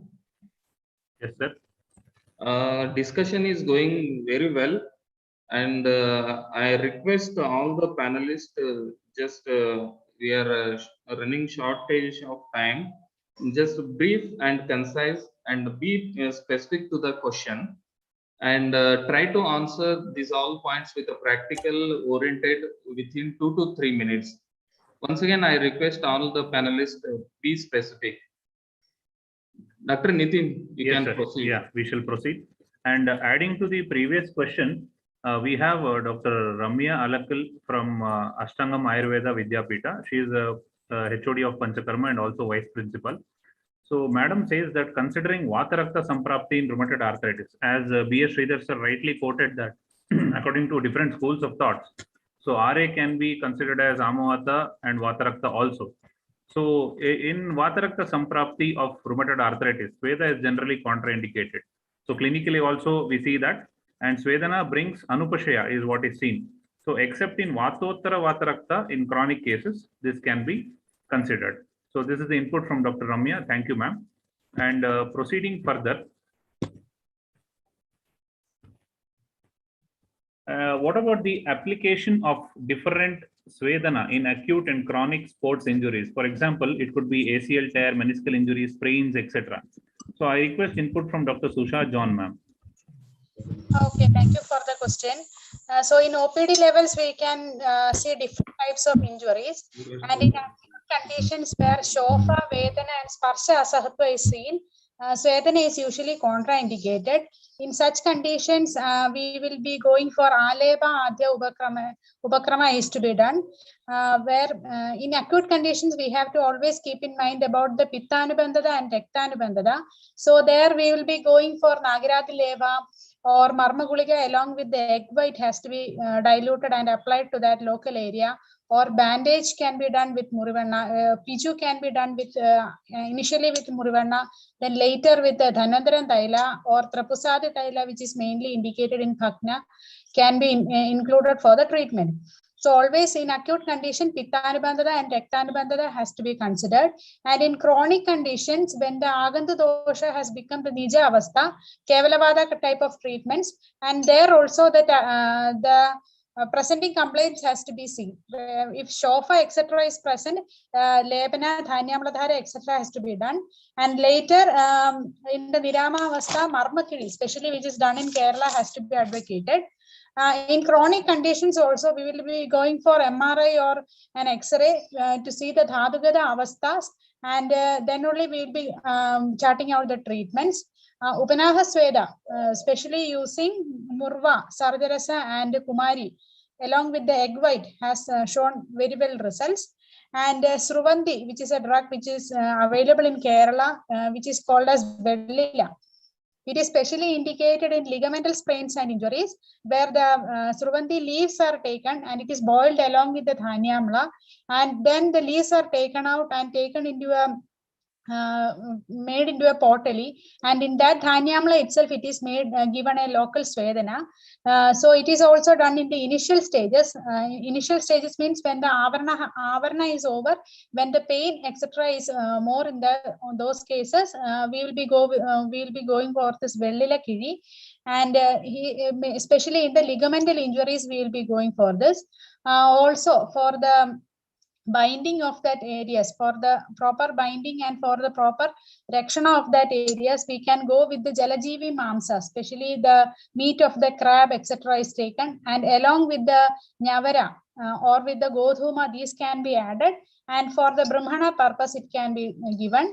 Here instead of using the bala kashaya, we can go for the dhanvantara kashaya for doing the swedana karma. And in case of the complete tear of the ALC or the meniscal complete injuries, usually it is a other Dhanvantariya Adhikaram, and usually we used to refer those cases to the Shalya departments, or surgery itself is suggested in those cases. In sprain, where the main line of treatment is short formed as rest ice, compression and elevation. So instead of the ice bandage, here we'll be going for the lebanas or the uvanahas, which I have mentioned earlier. So according to the condition of the patient and according to the presenting situations, the type of svedanas are selected and done judiciously. I hope this much answer is enough for this question.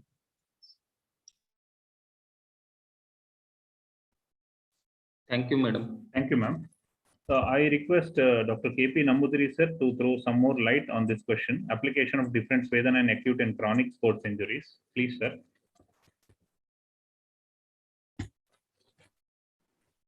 Yes, sir. This application of Svedana, especially in the sport injuries, the intensity of the heat, what we use, especially the temperature of the heat should be very tolerable. Such a in such a condition that there can be tenderness in such particular conditions, which may worsen the condition if we give more intensive heat to that particular areas.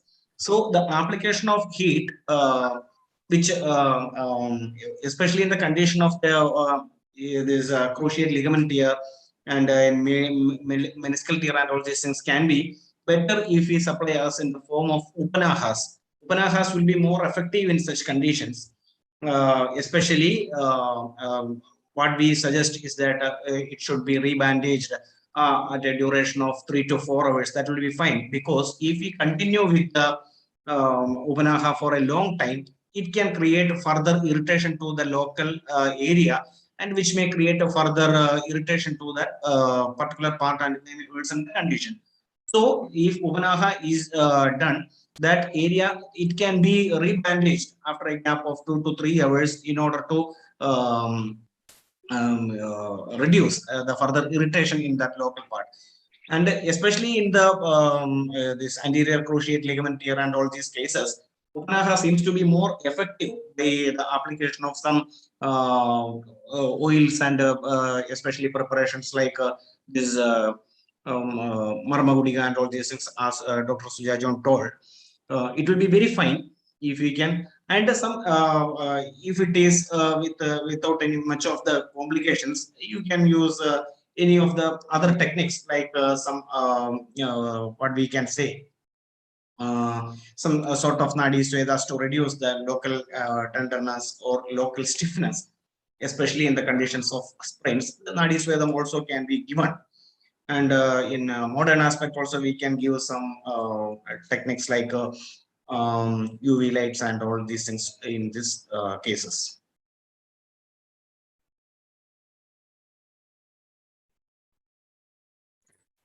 Thank you, sir. Sir, commonly the common question asked in OPD levels by the patients or by few students is when to go for cold application and when to go for heat application in acute injuries.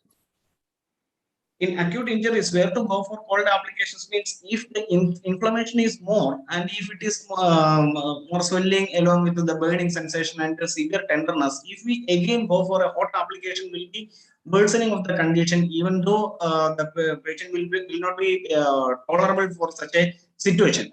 So in such conditions, there you can go for cold applications.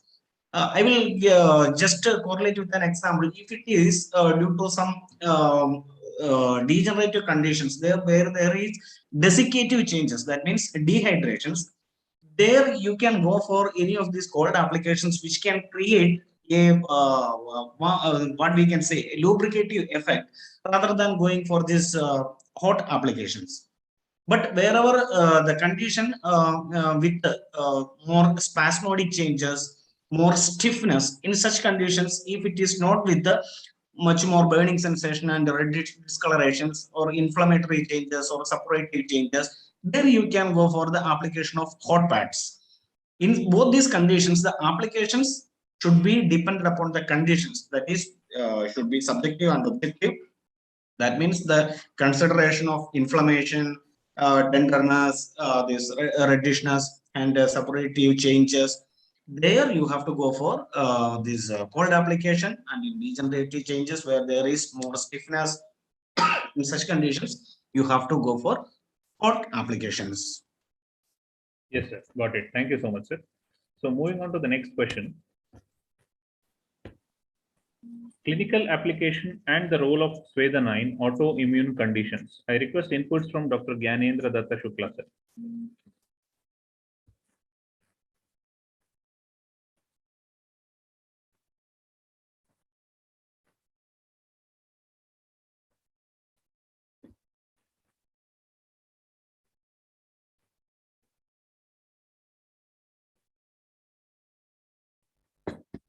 Dr. Gyanendra Shukla, sir.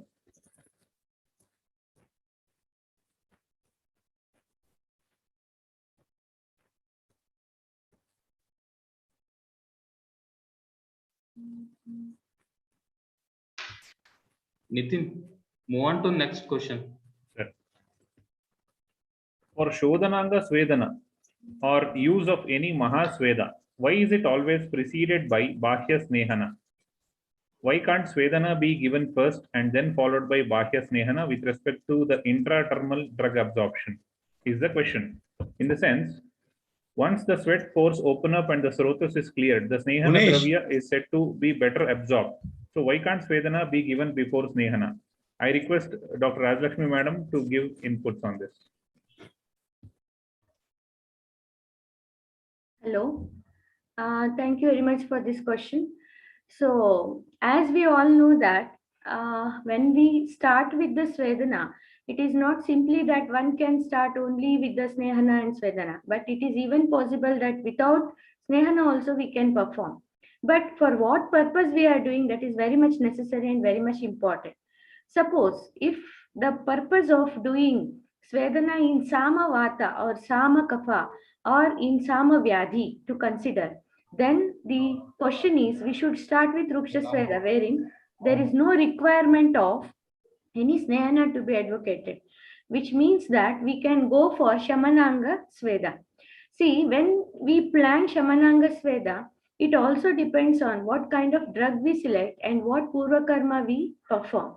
So without any Snehana and doing particular Svedana is considered Svedana with the Rooksha Dravya is considered under the Shamananga Sweda, and it is even practiced as a Pradhana Karma.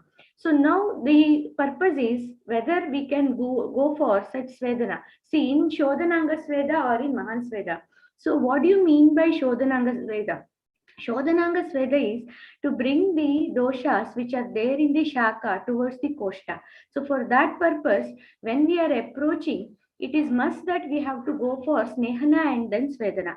So what the purpose said there is Sneha Klinma Kostaga Dhatugava Srotolina Yecha Shakasti Samstaha Doshaha Svedaiste Dravikritya Koshtam Nitaha Samyak Shuddhibhi Viniryanti. This is the purpose of performing Shodhananga Sweda. Shodhananga Sweda. So that is why, see, it is very necessary that we will not think only from the point of whether Snehana has to be absorbed or pores has to be opened. It is not the meaning, but how we can mobilize the dosha from the Shaka to the Koshta. So for that, it is told Vridhyat Vishananat Pakat Srotho Mukha Vishodhanat. So Dhrutatvat marutasya. So it is said that we have to plan that particular procedure by doing snehana followed by the swedana.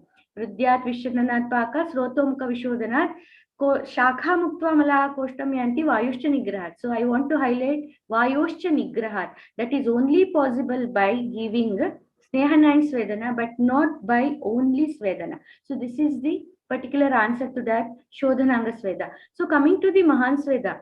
So when you see Mahan Sweda, it is not possible that for a Alpabala patient or Alpasattva patient or for a Alpa Vyadhi, we have to go for the particular Mahan Sweda. So there should be some Chanda Tapa. What that Svedana refers, having Chanda Tapa and giving more intensity to the particular therapy, which means that there should be some sustainability which is being expected in a patient. So which says that we have to know what is the Sharira Bala, what is the Sattva Bala, and what is the Vyadhi Bala. So knowing Roga, Rutu and Vyadhi, then only we can plan Mrudu, Madhyama and Mahan Sweda. So when we do Mahan Sweda without doing Abhyanga as a Purva Karma, then directly the body can burn it up, or there may be intense heat that can injure the skin as well as subcutaneous tissues, and that is how we cannot go for more than what the Samyak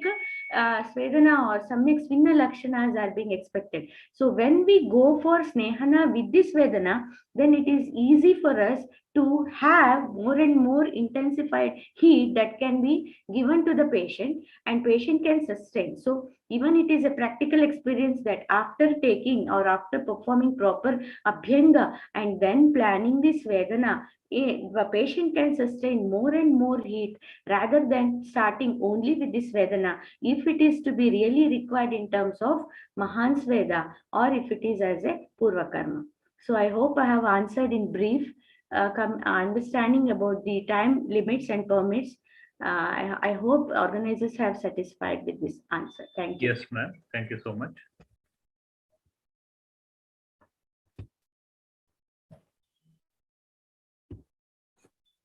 Coming to the next question, what is the modern understanding of the mechanism of heat transfer in Chaturvida Sweda? I request inputs from Dr. Nambudiri, sir. Yeah. Basically, we have different modes of modes for Svedana, and after collectively we can say it all will come under these four main categories that we call this Chaturvida Svedas. They are Tapa, Ushma, Drava, and Upana. So when we consider the mode of heat transfer in each of these Svedas, there are slight differences in their heat retention modalities or heat retention methods. So based on that, the action, what we expect also differs. That's why we adopt different types of Sweda procedures in different conditions. So as far as my opinion is concerned, Tapa Sweda usually it performs a dry heating modality. There we aim to target the Kapha dosha, the thermal energy which we use for the disintegration of vitiated kapha. And the nature of the heat which is transferred in this mode, what I feel is the conduction or radiation methods. And its action usually happens as a superficial and pacifying, that is Shamana type of Sweda. Then we move to the next type, that is Ukshma Sweda. What it is? Moist heat. That means this Tapa Sweda a little more advancement, upgradation. That means it is supplemented with the liquid media to impart moist heat. And there the aim, what we target is the Kapha Vata there.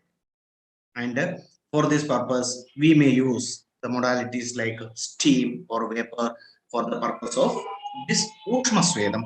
And what I feel is that it is there also the conduction happens. It is a forced conduction methods, especially we use some of the solids and liquids which is being made hot, and there we use Godhuma, that is moist heat, for the purpose of producing this Svedana effect.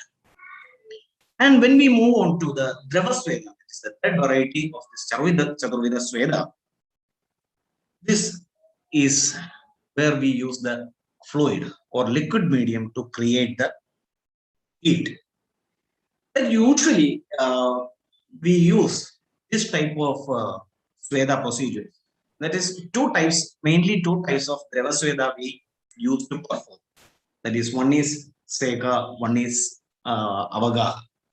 In both these types also, we use different types of liquid medias. Either it can be some rooksha, either it can be some snigdha. That is depending upon the condition what we use. And usually this Drava Sweda we use in the conditions where there is predominance of pitta. So what we can say is that it is the transfer of heat which may be in a natural convection method. So it is just heat adduction, that way the heat may be carried on. So that is the importance of this Drava Sweda and the suggestion of this Drava Sweda, especially in the Pitta or Pittanuvanta conditions where there is Pitta predominance. So Drava Sweda, that is the third variety of this Chaturveda Sweda, it is just a fluid heat, and the heat transfer may be in the forced and natural convection depending upon the method of adaptation. Means sometimes it may be dhara, it may be some avagaha, like that, and depending upon that the heat transfer happens. And the last one, that is upanaha. Upanaha is the latent heat. That means used to tie the particular medicines in a particular region where it is required. So depending upon the site and depending upon the condition, we may use different types of medicines.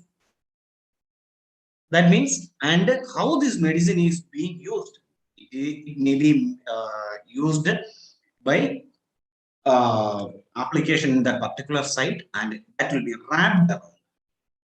And that is the specific nature of this Upanahas. We used to apply the medicine in the repaired site, and there we bandaged it and kept for a period of 12 hours mostly.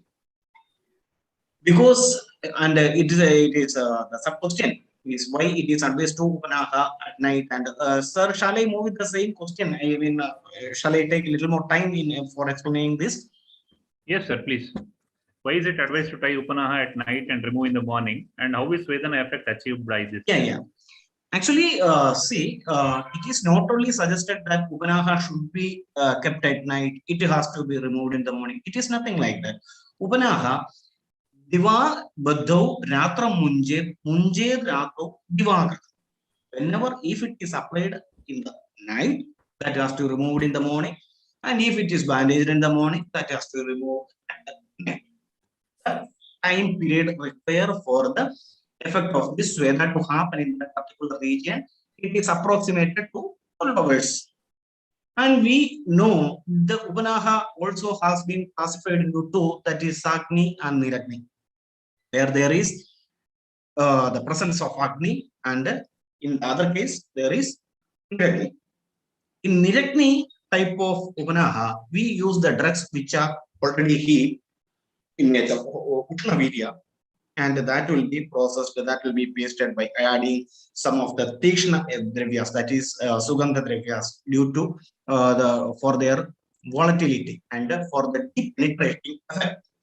We add this volatile contents, Sugandha Dravyas and all. Okay, and we bandage.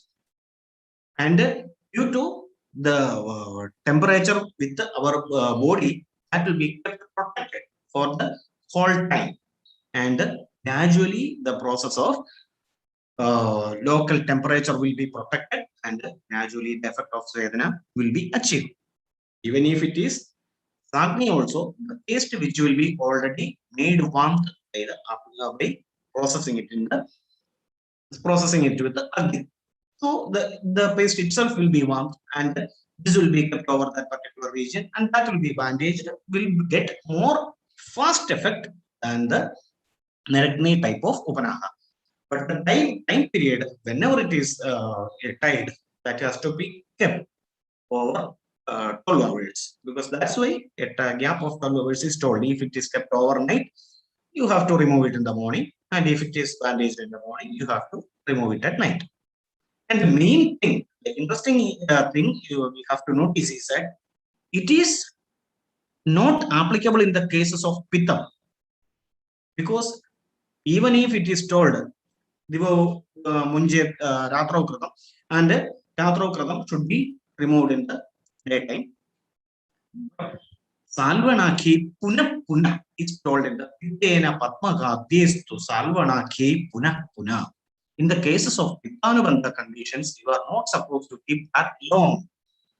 That's why I just explained before that if it is of inflammatory nature, what you suspect the presence of Pittam, the Upanaha has to be rebandaged between and between. That means you are not supposed to take the continuous 12 hours and it should not be kept like that. It may create local irritations to that particular site and it may create further worsening of the condition due to the presence of Pitta. Gradually, there can be worsening of the condition. That's why in Pitta, Samsarga or Pittanubandha or Pitta Prabala conditions, the Upanaha should be done. You can do Upanaham, but that has to be repeatedly bandaged at a gap of minimum of 2 or 3 hours. Otherwise, it will be the effect will not be not fully achieved. Not only that, there can be some complications. What I feel. I think I hope I answered it. Yes, sir. Thank you so much, sir. Moving on to the next question. What are the recent advancements and research updates in Charakokta Mahasweda? In the sense, applicability of Charakokta Mahasweda in modern day clinical practice. I request inputs from Dr. Animesh Mohan. So discussing about this question about the advancement and the research updates in Mahasweda, it can be categorized into different categories. First of all, if we talk about the research update, we can go for research in the assessment criteria, the research in the standardization of the procedure.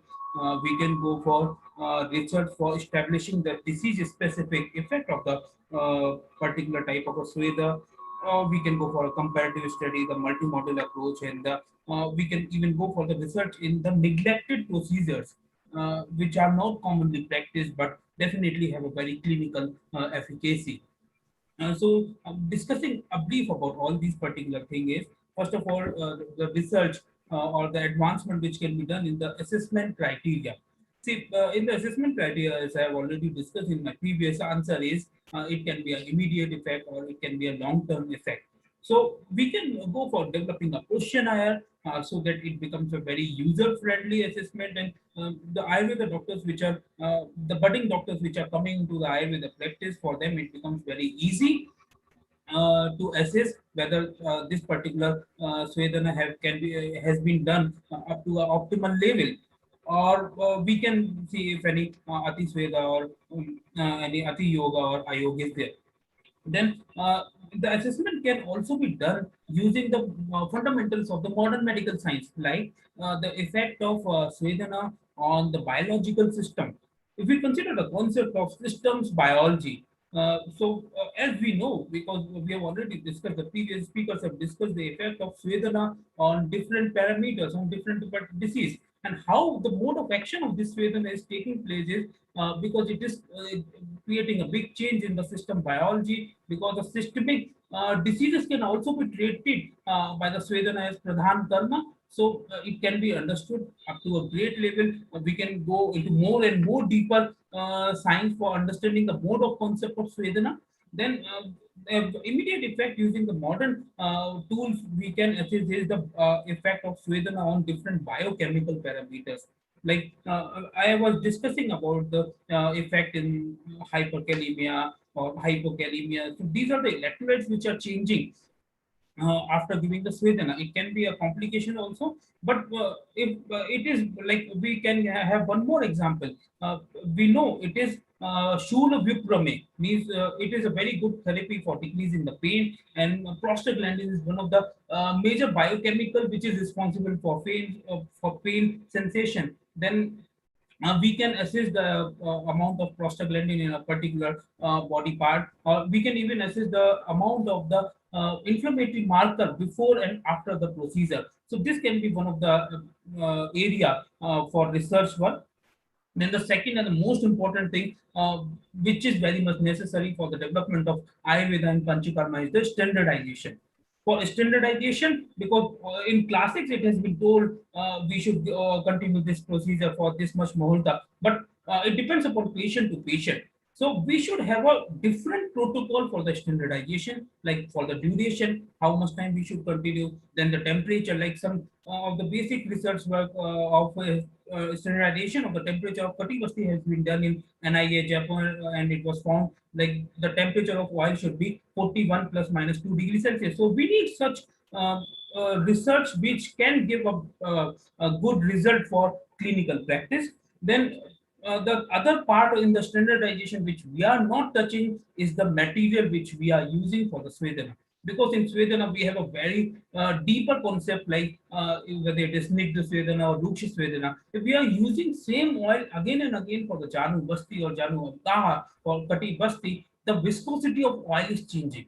We need to do a proper research on assessing the viscosity and how the efficacy of the procedure can be changed by changing of the viscosity of the drug. Then we can have a comparative study with the already established treatment procedures. It can be either a single treatment procedure or it can be a multi-model approach. Like we have a set of protocol or the treatment protocol for osteoarthritis in conventional system of medicine. Similarly, we can develop a protocol of Snehan and Swedan, because Snehan and Swedan have been told a major treatment protocol in Ayurveda for osteoarthritis or Janu Sandhika part. We can have a comparative study with the control group and study group to establish whether Ayurveda is more beneficial than the conventional system of medicine or not. Then talking about the neglected procedures, like there are many procedures which are given in the classics, but we are not using it practically.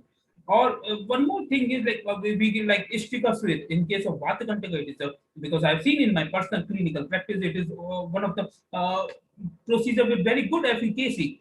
Similarly, the concept have been given in the classics. They give us the formula, like they give us the formula of Snehana and Swedana. They give us the formula of Rooksha Swedana or Snigdha Swedana. But we should use the formula to derive more and more different types of procedures. Like in SDM Hassan, we generally go for practicing the patra sweda in the patient with Kati Shula. Already thesis have been done. There is no reference for patra sweda in Ayurveda classics, but using the concept of Agni Karma, using the concept of the Guna Karma of Arka leaves, using the concept of Guna Karma of Gobhreta and Sandava, such procedures have been developed. One of my MD thesis is also one of the example for such innovation in Panchakarma procedure. As we know, in Ayurveda, we have the concept of Snehana and Swedana of Janu Marm in case of Janu Sandhigata Vata. But what we generally practice is Janu Basti. We are making a well of by using the dough, and we are pouring, keeping the oil at a particular temperature for duration of 20 to 30 minutes. But what the problem was is even Janu, we will not find the difference for Janu Basti in the classics. Actually, it is the derived procedure from Moordhani Tailor, one of the Moordhani Tail, that is Shiro Basti.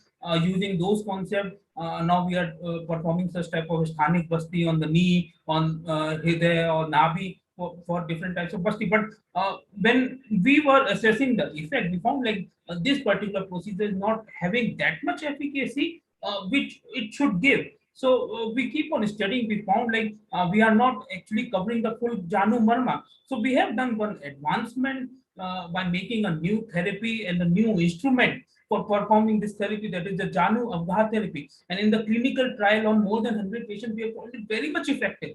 So these are the advancement where we should look, and the basic idea behind advancement is we should not leave the principles of Ayurveda, but we should use the modern day technology. Like in my own clinical practice, I use the digital thermometer. Right from the cooking thermometer to infrared thermometer for assessing the temperature. So it can give a proper standardization. Even use of technology in different types of software can also be used for the preparing the questionnaire or doing the regular assessment in any of the Svedana karma. So we should use the modern technology, but we should stick to the principles of Ayurveda for doing advancement and doing research in case of Mahasweda or any of the Panchakarma. Thank you very much. Thank you, Dr. Animesh. I think Dr. Animesh has to leave for Delhi now. He is getting late for his train. On behalf of the organizing committee, the expert faculty members, and the audience, I wholeheartedly thank Dr. Animesh for his valuable inputs. And I also take this opportunity to congratulate Dr. Animesh Mohan, as he will be joining as a medical officer in All India Institute of Ayurveda, New Delhi from tomorrow. Hearty congratulations to you, sir. Thank you, sir. So wish you a happy and safe journey. Congratulations, Dr. Animesh Mohan. Thank you, sir. Congratulations, Dr. Animesh Mohan. Thank you, sir. Thank you. All the best. Thank you. We shall proceed.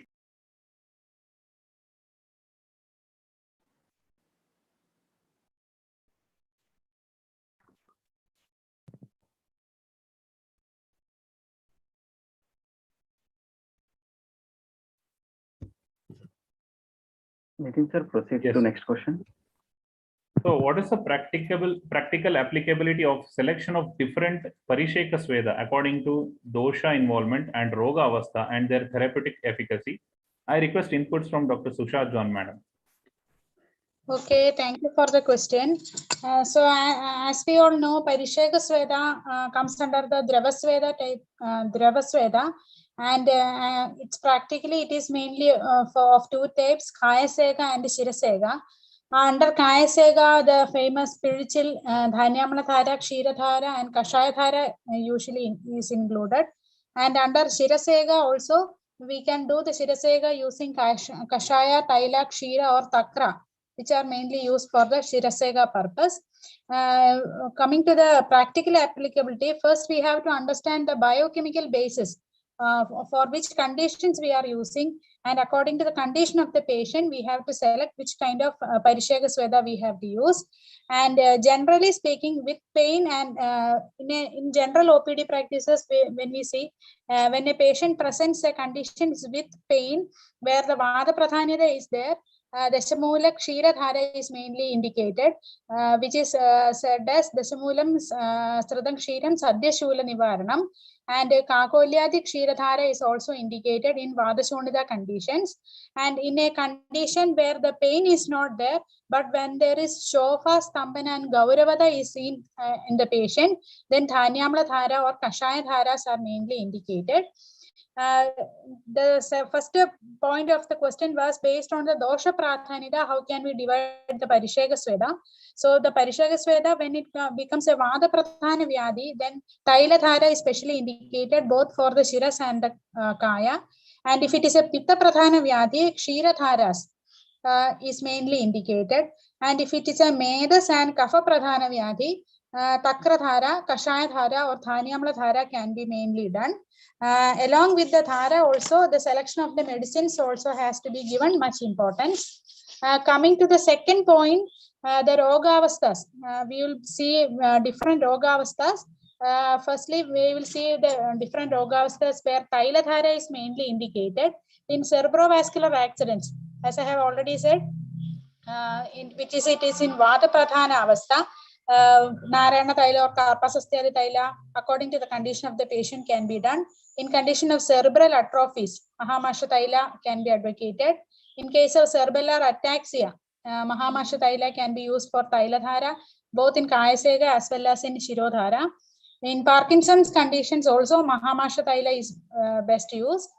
In Shiro Abhigada conditions, when it comes to the later stages, Siddhakaya Tirumeni Taila or Dhanvantaran Taila can be advocated for the purpose of Shirodhara, or also in the case of if it is Marmabhigada over the body, then also Sega using these Tailas can be done.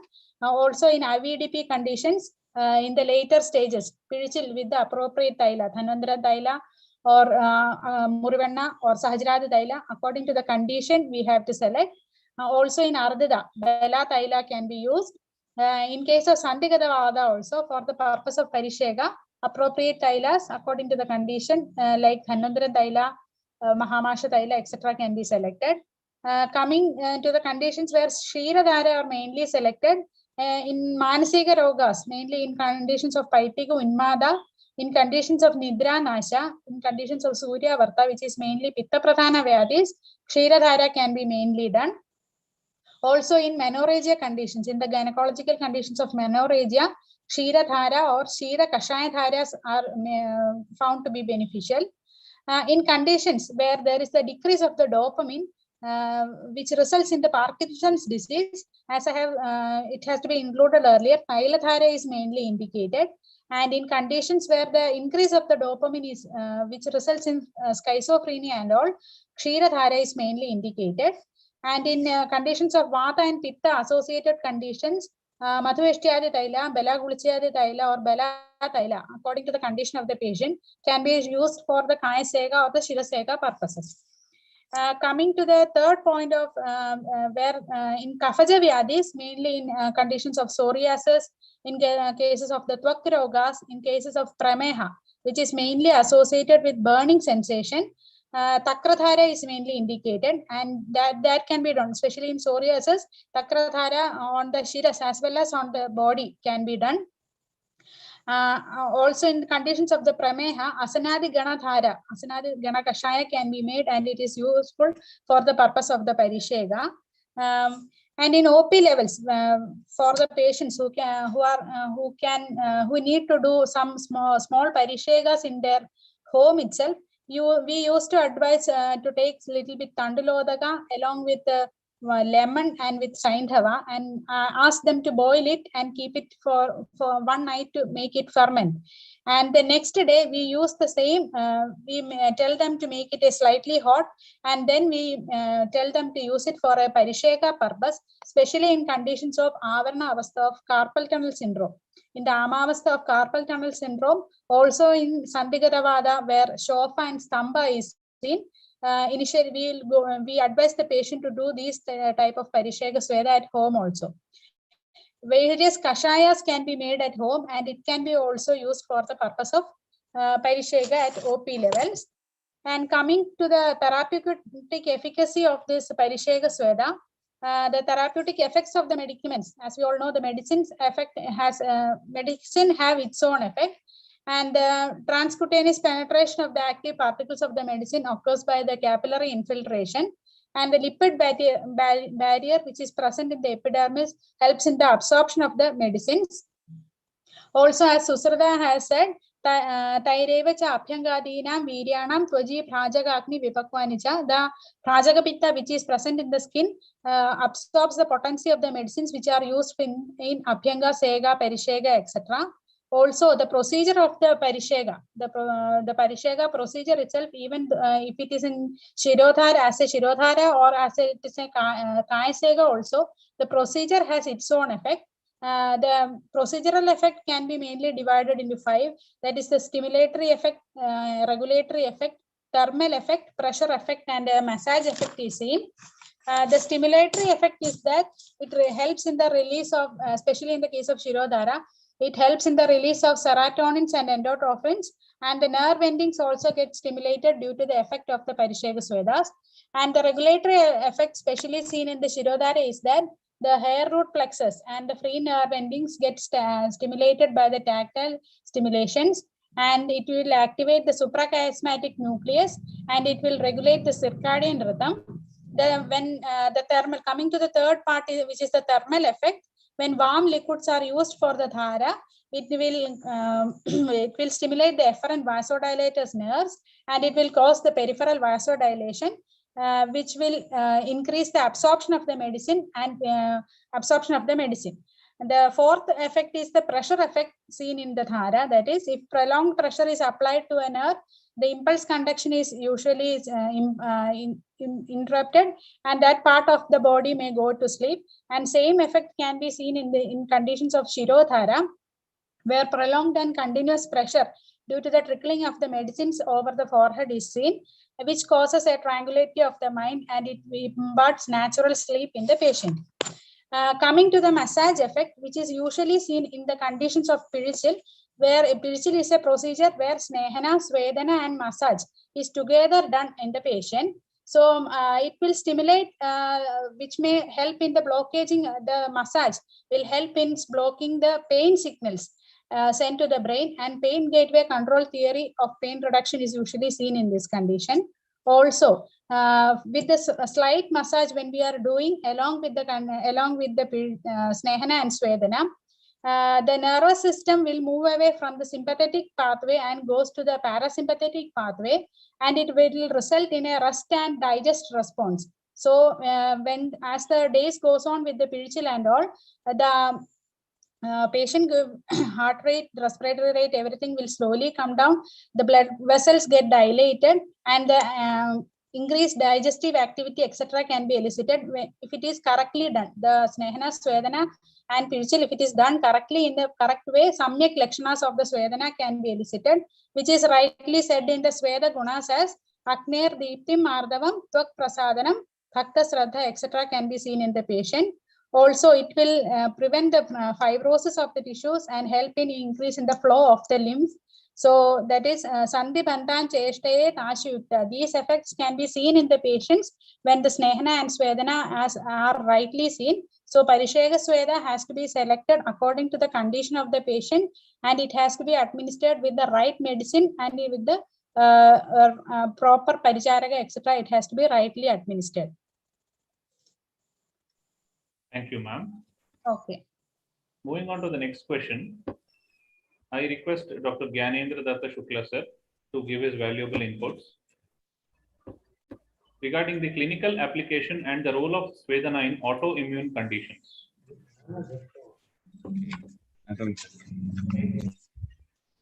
Hello. Yes, sir. As autoimmune disease are characterized by a loss of immune tolerance to self-antigen, which lead to excessive immune response and chronic inflammation. So we have to understand that what is autoimmune disorder. Normally, self-antigens के against में body में होने वाली activities को autoimmune responses के form में समझ सकते हैं. And the self-antigen are not a regular phenomenon, not regularly formed in the body. Suppose that in body there is a precursor substrate is A with a proper amount of energy, temperature, and catalyst. It is supposed to be converted in product B. In case of lagging of any catalyst or temperature, which in total we can say Agni मांद की अवस्था में A product B में ना convert होके product C में convert होता है.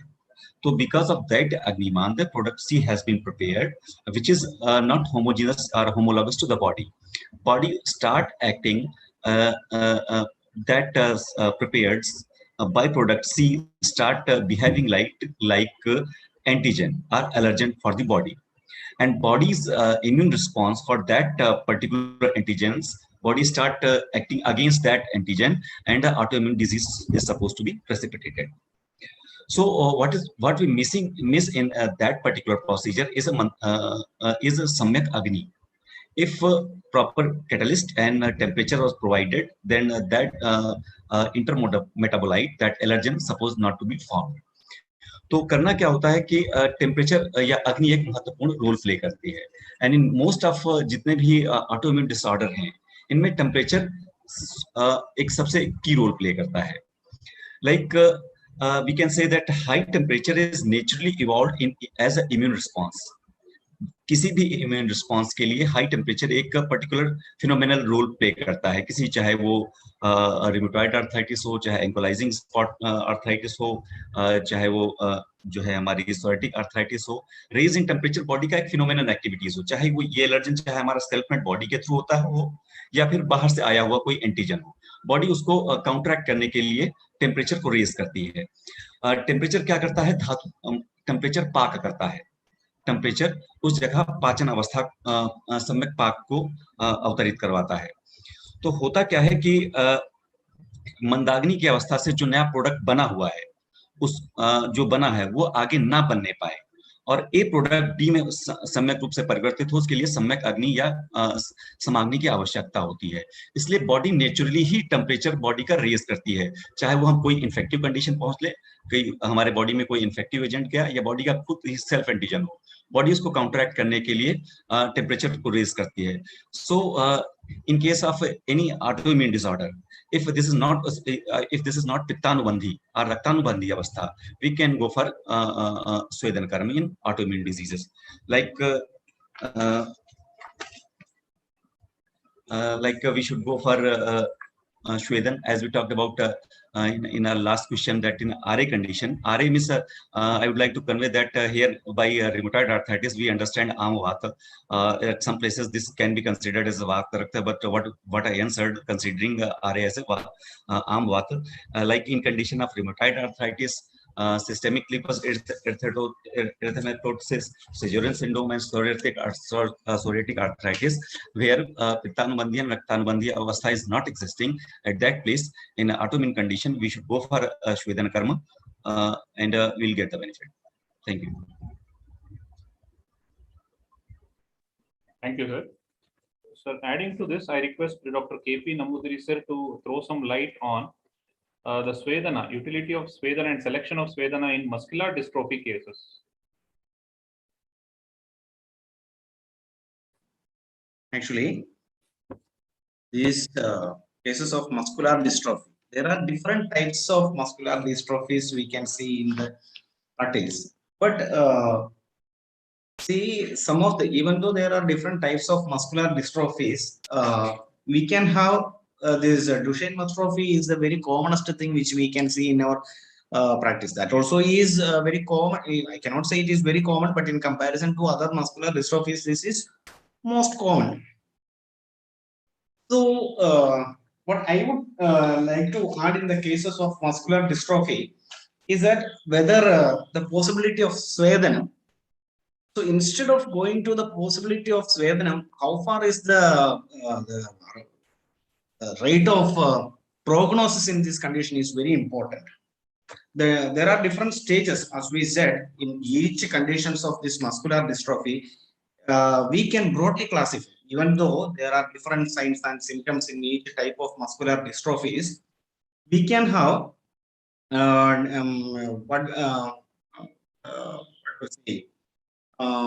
different stages, but usually common in almost all the muscular dystrophies.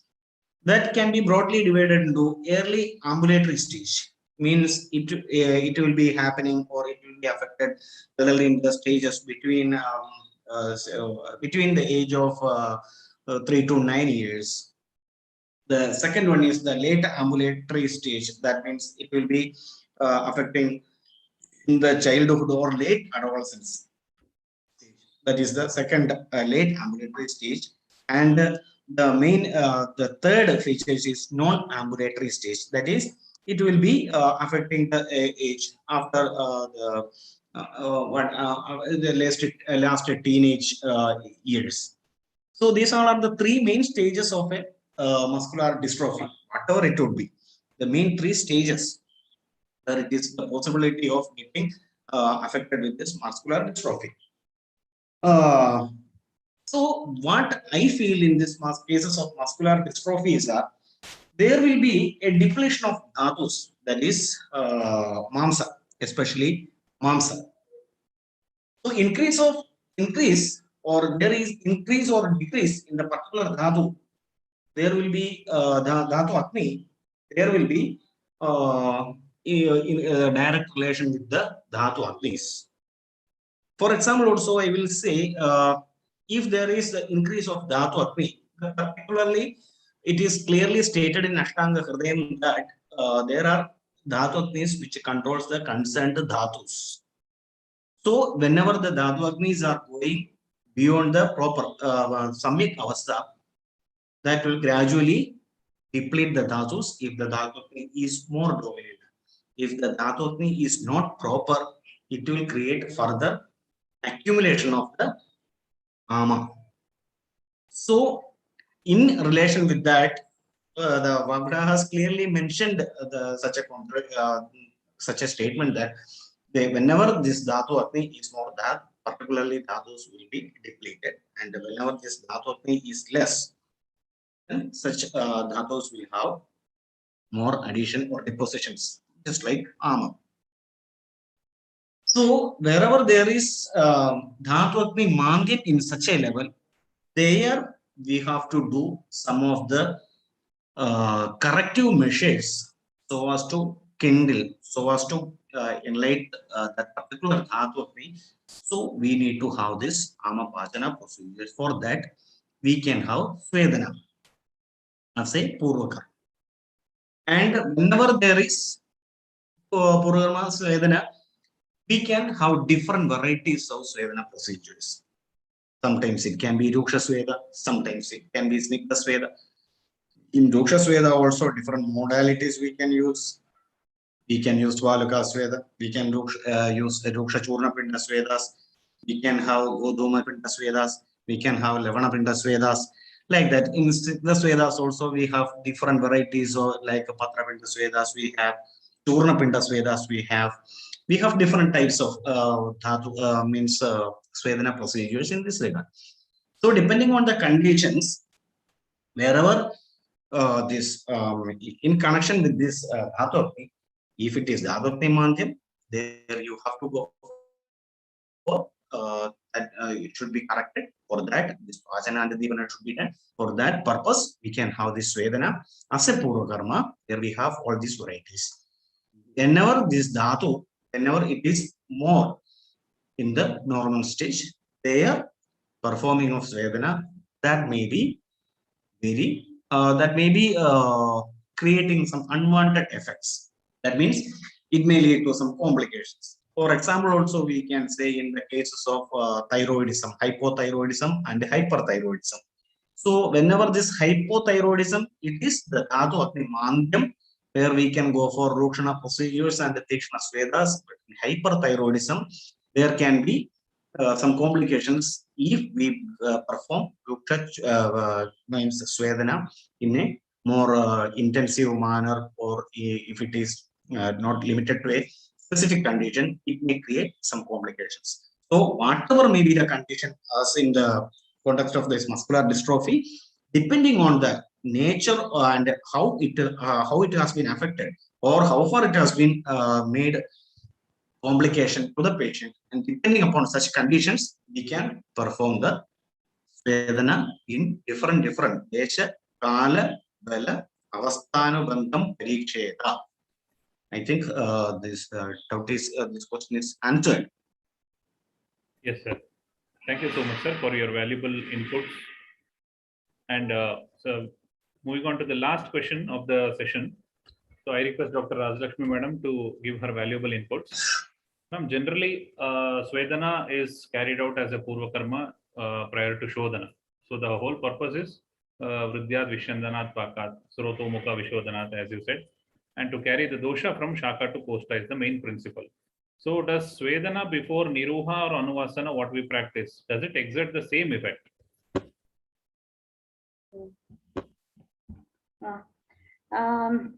See, the purpose here is whenever we go for Purva Karma, even we can say that Anuvasana and Niruha is preceded by Purva Karma like Abhyanga and Svedana, no doubt. But this is only as Bahya Snehana Svedana. The thing is, it is said here that Tailakta Gatraya Tato Niruham Dadya Trayat Nati Bubukshitaya. So especially the entire body has to be anointed with the oil, followed by Svedana, the two Ushma Sveda or Bashpa Sveda has to be given. So this is the methodology of performing the Svedana or Snigdha Sweda prior to the Niru and Anvasana. Why we have to do this? Because we already know that the purpose is, it's not like that of the Poorva karma, like which is done for Vamana or Virechana, just to bring the dosha from Shaka to Kosta. But the purpose here is, actually it is said, Tani upastita doshanam sneha sweda upapadanaihi panchakarmani kurvita matra kalo vicharyan. This is a one shloka that it is being highlighted to understand about the importance of upastita dosha prior to the performing this particular basti and how it gets being eliminated out. Now, one more thing is karmana mumanadina punarapi antare antare sneha svedo prayunjita sneham balayacha. So before one particular procedure, we need to go for snehana and svedana, because this to have a control over the vata dosha and to facilitate the easy evacuation of the dosha. One. Second, another is to absorb the particular the sneha which is being given in the form of anvasana. So for these two purposes only, especially they have highlighted to perform this bahya snehana and svedana prior to the basti, but there is no other role of bringing dosha from shaka to kosta or any other reason. So I hope I have answered this question. So I thank the organizers for this opportunity, and have a nice night. Thank you one and all. Thank you, ma'am. So I hope that most of the questions have been answered, though we had a lot of questions remaining. So we will be continuing much more fruitful discussions on various other topics of Panchakarma, starting from Vamana to Raktamokshana henceforth. So I hope and wish more and more participants do come over and make good use of the effort by this All India Panchakarma Teachers and Specialist Association. So I thank all the expert panelists and today's keynote speaker, Dr. Sridhar B.S. sir. And I hand over to Satyajit Kulkarni sir for the vote of thanks. Thank you. I think this was very good webinar, and it would be like a feast of knowledge. So in the end, I am going to express my all the thanks. First,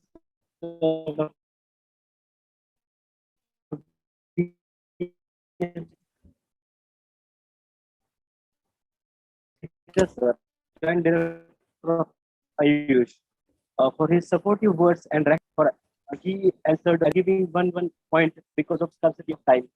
Then I extend my thanks to Dr. Rajlakshmi madam for giving explanation about the Agantu dosha concept in very lucid manner.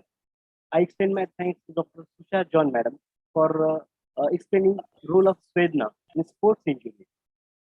Thereafter, I extend my thanks to Dr. Animesh Mohan sir for explaining Ati Swedana diagnosis and management concept in practice. I extend my thanks to Dr. KP Nambutri sir for Upnaha Sweda mode of action.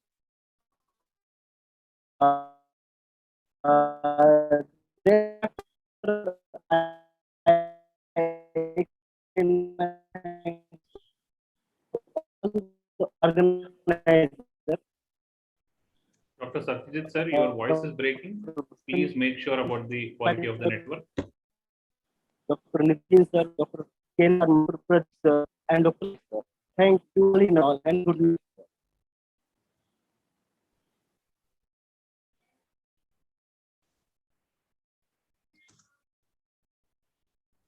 Am I audible? Hello. Yes, sir, you are audible. Yes.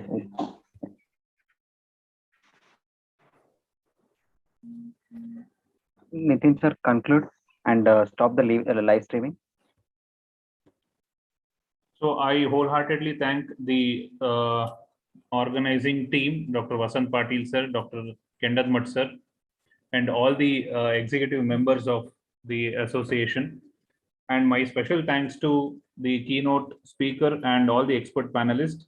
And also I would like to thank all the audience, the students, PG scholars, PhD scholars for their active participations and the questions raised. I hope you are satisfied to some extent regarding this, and please keep in touch with the association, and you will be, I'm sure that you will be gaining more and more in the coming sessions. So I thank you one and all once again. See you in the next session for the topic of Vamana, and I request all the faculty to instruct the students or the PG scholars to raise more and more questions of upcoming topics, that is Vamana, from Vamana up to the Rakta Mokshana, and we will be trying to answer all of them. Thank you so much.